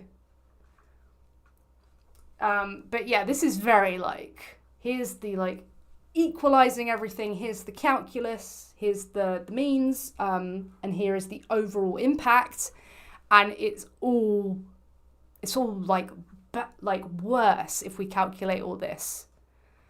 Plastic, it needs to be refrigerated in the place that it's being produced, on the vehicle that's being transported on, in the shop that's being that's holding it, and then at home. So you've got also refrigeration, you've got electricity, you've got transport, and you've got land impact, and so on. Why are you mentioning this in the vegan calculus?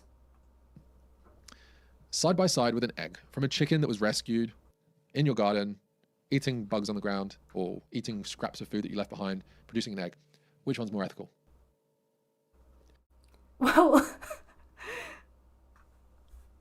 he really he's like, oh yeah, I got you there. He can't believe that. He'd be like, oh, because say for example, I let me think. Trying to think of a direct comparison. Because it's like something excreted. Like, if I kept someone, I confined them, and I got them for the purpose of like taking their poo, all right, and they were really like defensive over this poo, and it really would like upset them if I took it, and it would mean that they would like poop more, like so much more that it would cause them problems as well. And I just saw them as a poop machine, really, like they were making me the poo. And then when they don't poo anymore, I'm just gonna kill them. Okay, I'm probably gonna kill them, because if they're not producing that poo anymore, then I don't really need them. Okay, and if I just keep taking the poo, like, you know, instead of like, I don't know, a poo factory where I could have like, no, it wouldn't be poo. Maybe something else. Or what would it like? What would taste like poo? Or I could have a banana, right? It doesn't taste like poo. They're very nice, but oh my god, they have to be shipped over. Like, so I should just keep taking poo from this person who really like this stresses them out. Which one's more ethical, right? Most cult members don't realize they're part of a cult. Bad analogy, okay? Just terrible. Perhaps my poopiest analogy yet. Thank you for becoming a channel member, DK. But yeah, basically, like, seeing someone as someone to take from, you know, and then potentially killing them, you know, after they don't do that anymore, and then like principally like taking from them and feeding into a system that perpetuates like the males being killed in that instance. Yeah, that's pretty unethical, yeah. So I don't know why you're bringing up tofu and the fact that it has to be shipped here as a comparison, and genuinely looking quite proudly, what's more ethical? Yeah. Are you telling me that the tofu block is more ethical? Yes. Compared to the backyard egg? Really? Yeah. This is where the argument really becomes quite clear and obvious for me, that a backyard egg is far more ethically superior, if you want to use that language, to a block of tofu. Now, I still eat tofu. I love tofu. I don't think I'm going to ever stop eating tofu. But compared to an egg, I'm sorry, but the backyard egg is more superior to this. In fact, I can list out probably another 1,000 items that vegans eat every day that are less ethical than that backyard egg. A packet of crisps or chips, you know, snack bars, Oh my god. non-dairy milk, bread, you name it. Basically, every single food a vegan eats, compared to that backyard egg, is just going to fall short in terms of its impact, its environmental, animal, ethic impact. And right, firstly, some data. Secondly, according to what mentioned, this is bad. This is terrible. It shows that the anti-exploitation stance wasn't there, which, why did you take an anti-exploitation principle if you didn't even like buy into the concept of the anti-exploitation in the first place? And so for me, this is another one of those places where this concession, this example, debunks the entire moral framework of 100% absolute abolitionist veganism, because you therefore ought to be eating more eggs if you want to help protect animals. You haven't demonstrated how that protects animals at all. You didn't understand the assignment. Elsewhere, or have a lower impact elsewhere. And by the way, I'm not talking all eggs in from any chicken. Commercially raised, factory farmed chickens is one of the most horrific processes that I've seen. Day-old chicks that are male are ground up alive, and it's a whole thing, and you'll probably know about that by now if you're still watching this video. But in terms of a backyard egg, for me at least, a backyard egg is way more ethical than pretty much anything else a vegan eats or does in their daily life. And that's tragic.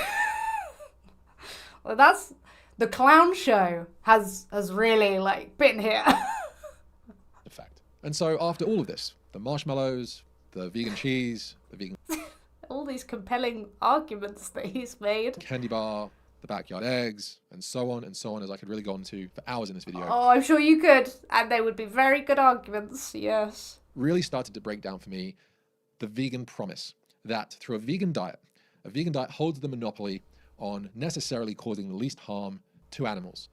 No, least exploitation. Like, I can't think of every single example, but there could probably be an example, like say in a human rights scenario where someone's not being exploited, but as a result, maybe more harm has happened. Like, you could probably find an instance, but I would take the anti-exploitation. Really started to break down. And I started to realize that actually this 100% vegan approach doesn't deliver on its promises. And there are countless examples that... You don't seem to know what it's promising. Like, firstly, what is it promising? It's not some, like, I don't know, like, what? He might have brain worms. That's tragic.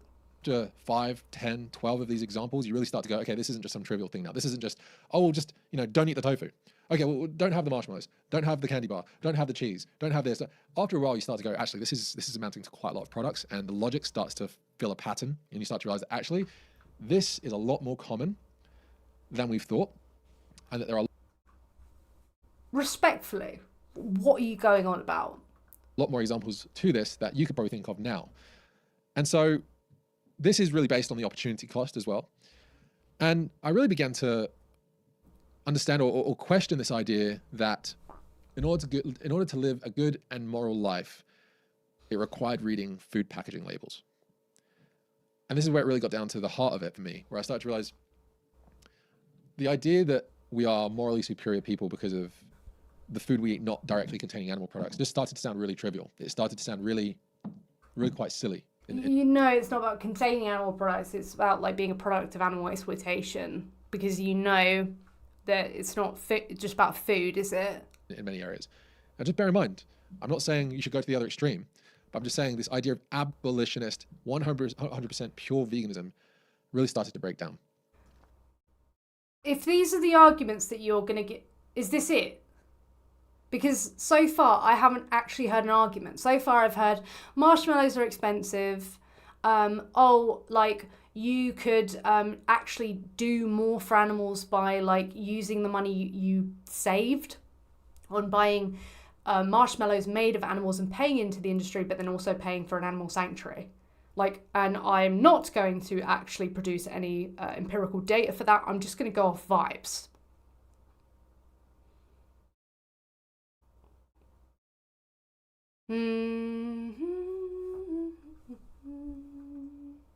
And it reminded me, if I may, I know it will be a very secular audience, give an example of a parable that Christ gives in the New Testament, which is this idea of when a Pharisee and a tax collector both went into the temple to pray.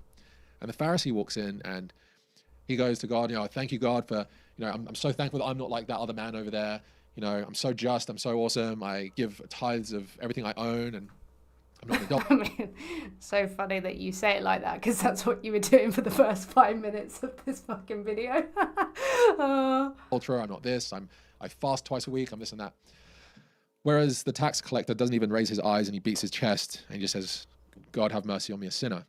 And the parable goes that the tax collector goes back to his home justified, whereas the Pharisee goes back home condemned because of his prayers were tainted with his pride and his arrogance. And I started to realize that for myself, I'll speak for myself here, I know which one of those two people I was more like. And it wasn't the tax collector. Me and all my vegan clothing, with following the vegan rules 100% for the last 13 years, judging and condemning other people for not being vegan, and claiming myself to be more morally superior, started to kind of gross me out, actually. And I started to realize, actually, here I was claiming to be a much more moral and good person than so many other people. And I'll just list a few of them here. There are people in the world who just can't do well on a vegan diet. And there are countless autoimmune diseases and issues and ailments that people have that really limits the amounts of or types of food that they can eat. And there'll be exceptions to these, okay? So there'll be vegans with these diseases or ailments that push on through, that pay really close attention to what they eat, and it's a lot of work, they'll admit that to you, and take the medication. But nevertheless, overall, there are hundreds of millions of people in the world that just can't easily be vegan. So is it they can't be vegan or they can't easily be vegan? Because again, doing the right thing or doing the bare minimum, people don't say, oh, that's the easiest road. It's the ethical route. The easiest route and the ethical route aren't the same. So when you say they can't, that's different to it's not easy. Yeah, here we go, using other people to justify his bad behavior. It's a real, real big challenge. These are people with autoimmune diseases, Hashimoto's disease, celiac. There's literally vegans with these conditions. Type 1 for some people can be a challenge as well. Diabetes. There are hundreds of millions of people that just can't thrive, that can't do well on a vegan diet. That's one thing. There are billions of people in the world that just don't have access to. There's some people who can't thrive off stealing, so let me tell you why I'm stealing. Yeah. like stealing for some people, like it's just not easy to just not steal. Like that's how they get the money. 666 again, Veggie Tanuki. Veggie Tanuki, the lad tipped £6.66. So he admits that being vegan was just a means by which he could be smug? Sounds like a skill issue to me. Skill issue indeed. Yeah, this is all skill issue behaviour. Exactly, Marley. Some people will be sick regardless of what lifestyle they lead. Because of the autoimmune conditions that they have, for example, no matter what they do, they will be sick.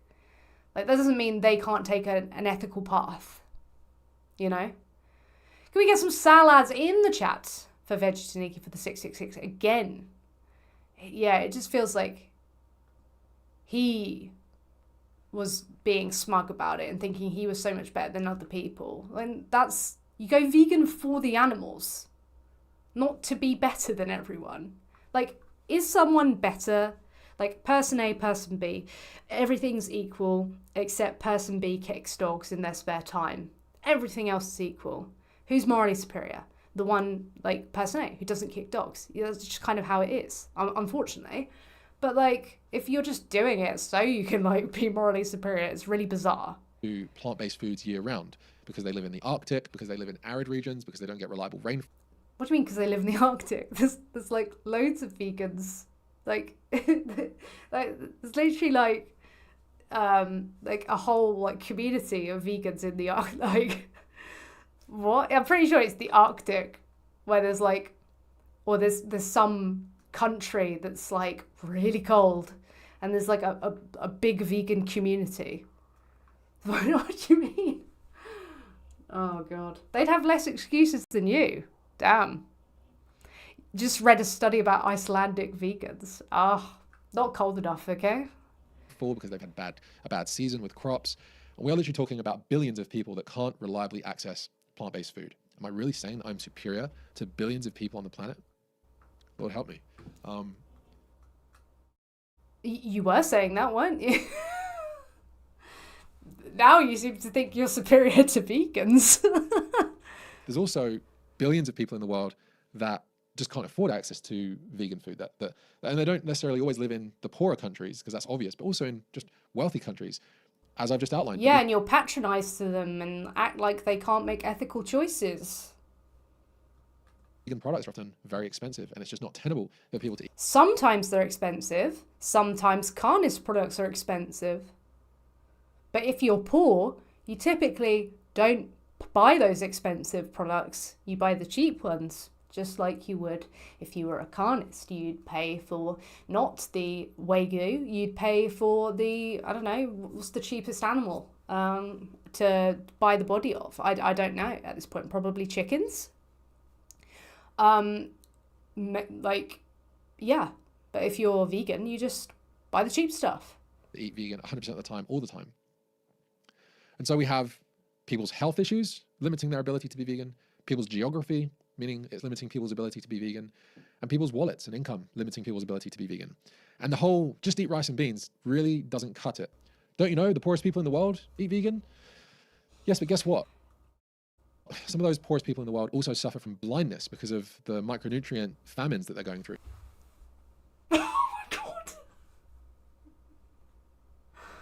Oh my God. Blindness, though. And wait, aren't they hang on. There are literally, I think, millions of people in the world who are affected by eyesight diseases or blindness. Don't they deal with that with like rice that's fortified? Don't they literally deal with that? Like, it's in areas where you can't get a certain vitamin or something. And then isn't it called golden rice or something like that?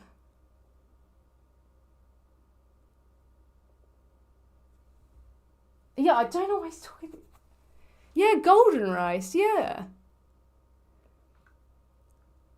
Yeah, the glasses though, by the way, right, my eyesight is minus 8.75. I think you have to be a 10 of some sort to be legally blind. I'm close. And when I am, like, when I'm blind, sorry guys. Sorry. Because they don't have access to certain nutrients. At this point, this person is just using impoverished people as a scapegoat, like, genuinely.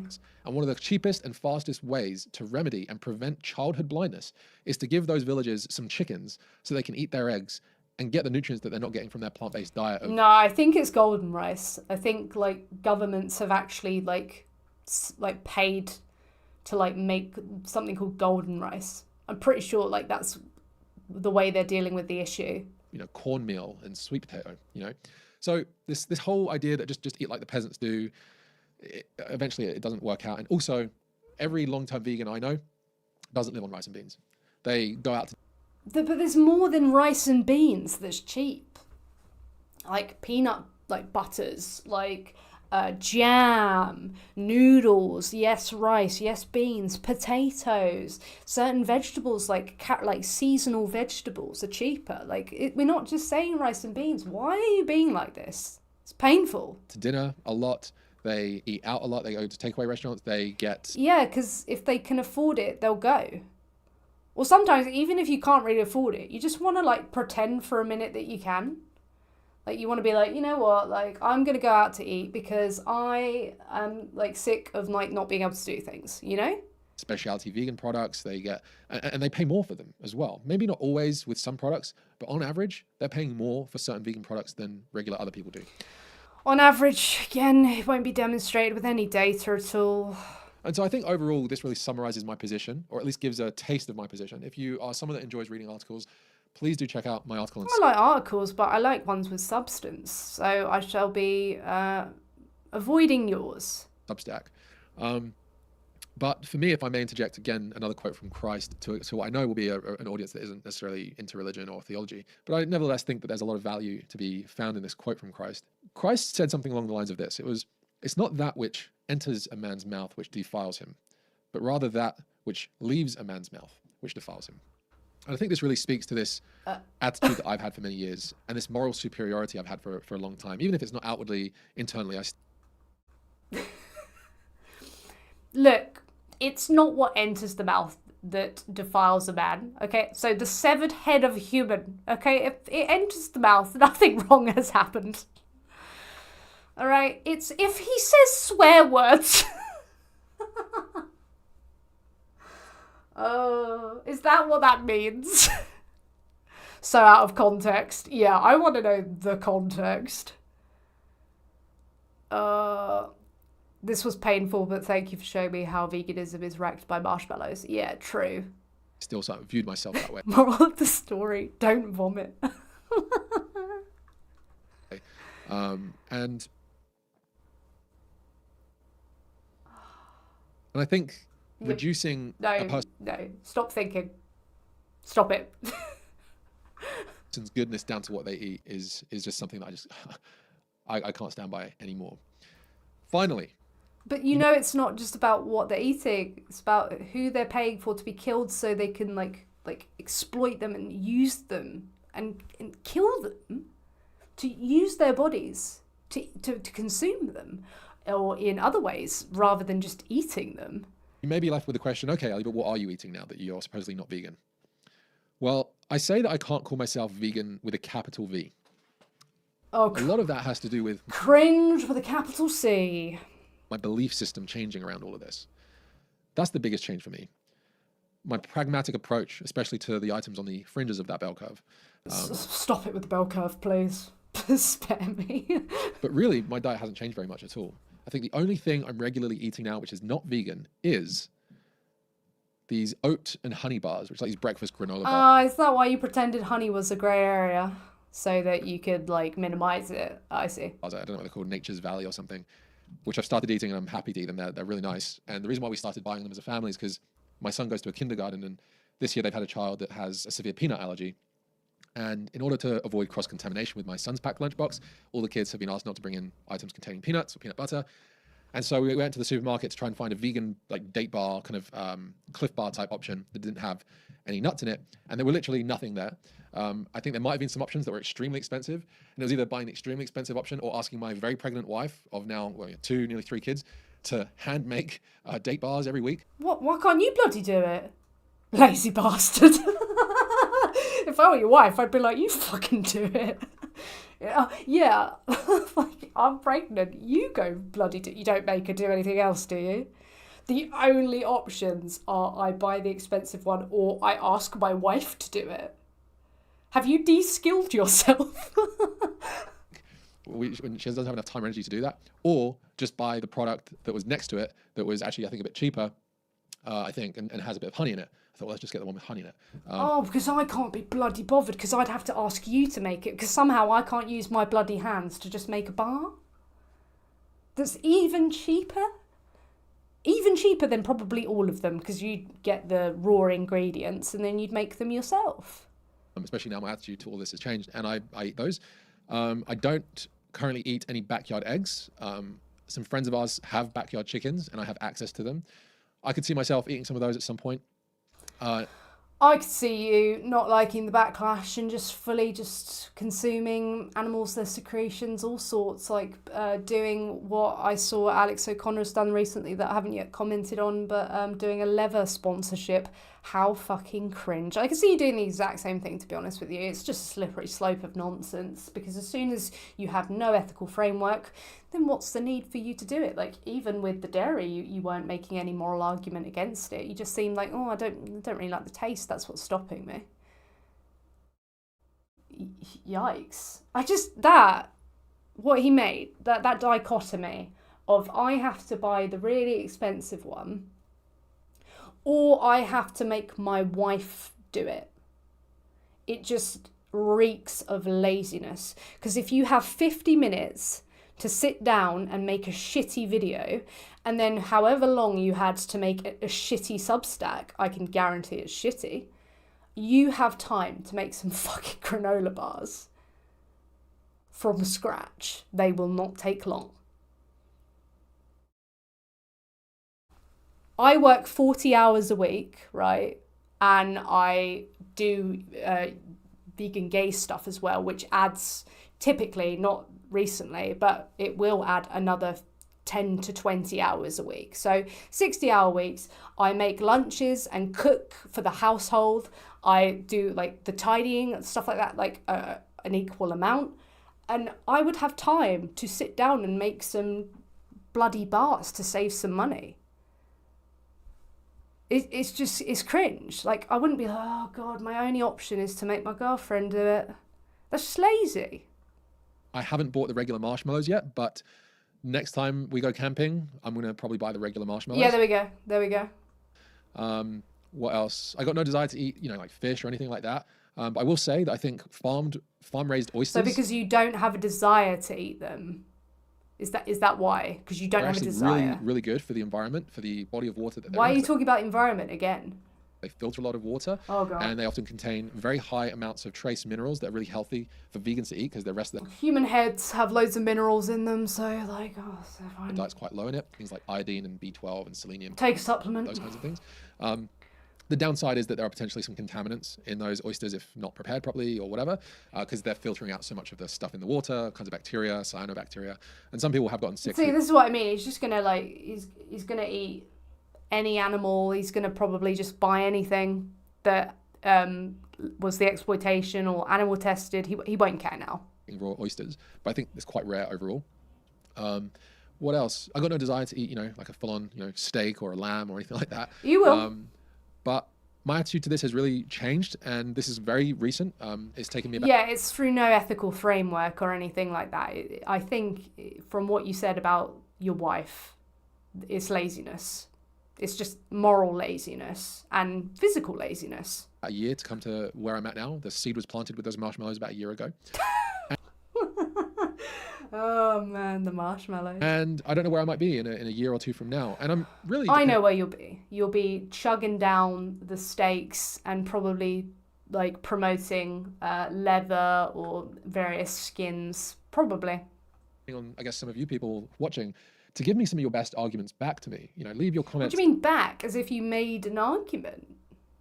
down below if you think I'm wrong, if you think I've gotten anything that, you know, if there's any perspectives that you think I've missed that you think I should hear, let me know, because I am genuinely interested. This has been my life for 13 years, and yeah, I want to hear it. And so I think that's maybe one of the reasons why I've kind of avoided having any backyard eggs, not because I think it's unethical or anything like that. It's just, I guess, more of a sort of mental thing. Yeah, it's not coming from the ethics at all. That's the problem. Yeah. So long since I've had an egg. That You just broke me with the human heads loaded with nutrients. it's a bit of a weird thing to now consider eating. And I guess I wanted to wait a little bit longer, put this video out, put an article out, see what the response is. You know, if there's really nothing there, then why not have some of those backyard eggs? Watch that selective site. From time to time, you know, watch your cholesterol and whatever. Apart from that, I'm Health just trying to though. think if there's anything else that I'm now consuming. Yeah, thanks to ButcherBox for sponsoring this rant. Gathering, actually, and Would you ever try to set up a chat with him on a stream? I'd be happy to talk to him. He wouldn't like it, but I'd be happy to talk to him. was some cake, and there was nothing else, and I was like, okay, it's probably not vegan, but it might be vegan. You know, I haven't paid for any So of this. you did this while you were vegan. Oh man. These are the people who are more... He spent the first 5 minutes, maybe even 10 minutes of this video talking about how he's more vegan than anyone. And then let's just double check. There was some cake, and there was that, you know, it's a bit of a weird thing to now consider eating. And I guess I wanted to wait a little bit longer, put this video out, put an article out, see what the response is. You know, if there's really nothing there, then why not have some of those backyard eggs? From time to time, you know, watch your cholesterol and whatever. Apart from that, I'm just trying to think if there's anything else that I'm now consuming. I was at a gathering, actually, and When? there was some cake, and there was nothing else, and I was like, okay, it's probably not vegan, but it might be vegan. You know, I haven't paid for any of this. It's kind of like being a bit of a freegan. And I picked it up and ate it. I was like, 13 years of being the best fucking vegan. I need an autograph. Yeah. whoa, okay, there's a lot of dairy here. There's a lot of butter icing, and there's a lot of milk in this. Clearly, it just smelled like it. It was just a very visceral smell, and I had to just put it back into the napkin. I had to spit it out because I don't like the taste of dairy. No ethics. Just had to spit it out. So I've got no desire to consume dairy or things like that. Oh, thank God. Otherwise the cows would be fucked, wouldn't they? Oh, actually, here's another thing. So seeing as I've got, you know, a young son, and seeing as he is invited to birthday parties, and seeing as they're not vegan, there's very often the case that he gets a party bag, or it's a kid's birthday at school, and that he's been given some sweets or some cake. And we've been raising our kids vegan, and now it's like, you know what, son, like, if you want a piece of that cake at school, you go for it, man. You go for it. And like, we just don't even talk about it now. It's just like, yeah, that's absolutely fine. So we're very, very flexitarian when it comes to that kind of stuff. I myself, I believe, have had, Oh dear. I think it was either like a gummy sweet, some kind of like, it would have had animal gelatin, and I had that, and I was like, yep, it's fine, whatever. Fine, yeah, fine. I think when that was and how much I ate, but I really can't remember. It would have probably been like one sweet. And I'm trying to think what else there was. No, I think that's pretty much it. And also now, if someone offers me, you know, let's say a piece of bread where there's not any like animal products on it that I can see, but if it's probably got eggs or milk in it, I'm fine just to eat it now. I just think just fussing over this is just ridiculous. And Yeah, just ridiculous because I don't have an ethical compass when it comes to this. So like, why would it, like, what would be the point? It's just ridiculous. I was more vegan than you.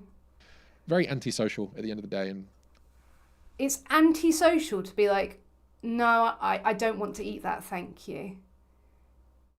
If it's antisocial to be like, look, I have this moral code and this goes against my moral code and I can't eat that and I'll just eat something else.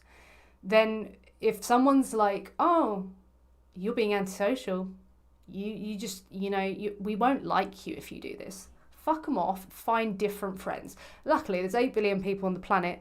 You'll be social with some people who align with your values. ultimately it becomes quite judgmental on other people as well. That, you know, You've spent 47 minutes judging vegans and how, they thought they're so morally superior when really they're doing worse. Giving you something nice, and it becomes a bit of an odd thing to do.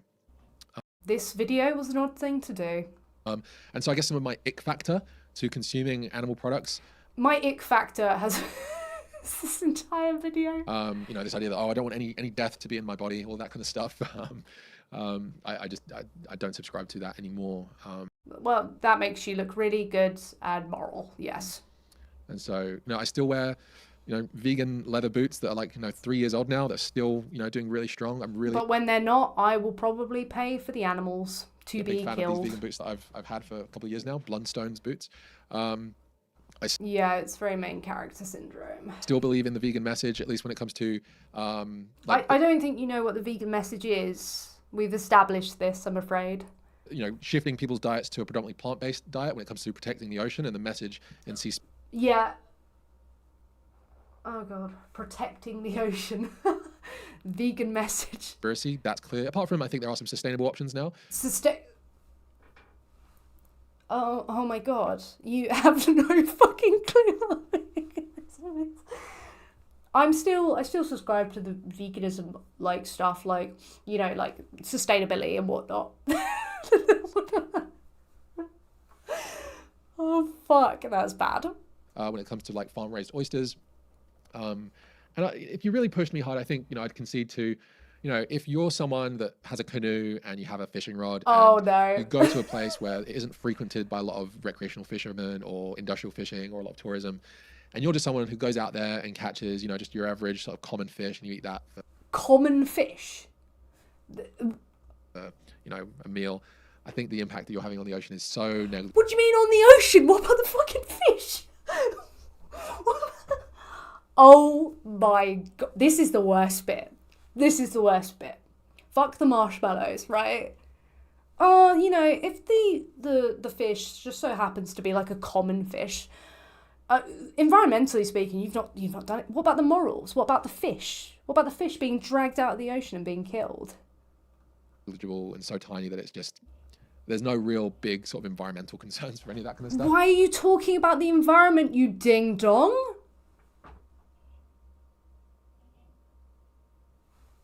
Oh god, he's gonna go full yeah. Hello, the fish, the being, yikes. And so if you'd push me, I'd probably say, yeah, there are forms of recreational fishing that can be sustainable. Ethics, Ali, are we in the same room? I think where it goes wrong is where you get these certain touristic destinations, particularly here in Australia, in Western Australia. Oh my fucking god. Where because of so many people going out there to do spearfishing, that it actually has made a big impact on those animals. And do you hear yourself? Oh fuck. The fish don't feel pain is such a powerful, believable lie. I mean, he was in Seaspiracy. There's just no... I fucking reviewed it and I thought it was really good. I should have seen all the environmental claims as a red flag, but... in terms of sustainability. But yeah, I think I've given enough of my thoughts now. There are so many other issues that I raise. Please don't go through them because it's bad. Article on Substack. Yeah, no. So if you haven't already, please go visit my Substack. Subscribe to me there. No. Oh, he left the worst bit for the end. All right. Okay, well, I've wrapped it up around the time I need to leave. That was really painful. Any final comments, leave them here. Oh my god. He was vegan for 13 years. And then if you're like, if you really pushed me, if you just killed a common fish, it wouldn't be bad for the environment. I can't see any other issues. No big, massive issues. No. Oh god. Please smash like. Yeah. I'll be streaming again soon. I thought everyone had forgotten about me because I hadn't streamed, so it's nice to see you all here. Follow me on Instagram. I do a lot of my stuff over there. If you like my work, then consider becoming a patron or a channel member, like many of you are. Thank you so much to those of you who are, and thank you for your continued support. I really appreciate it. It helps me to just, know that I can carry on doing this without any worries. So it's really nice. So thank you so much. I do hope you're well, and my wife is calling me, so I better go. See you soon. Bye. Where's the leaving thing? Wait. Oh yeah, bye. There we go. Bye.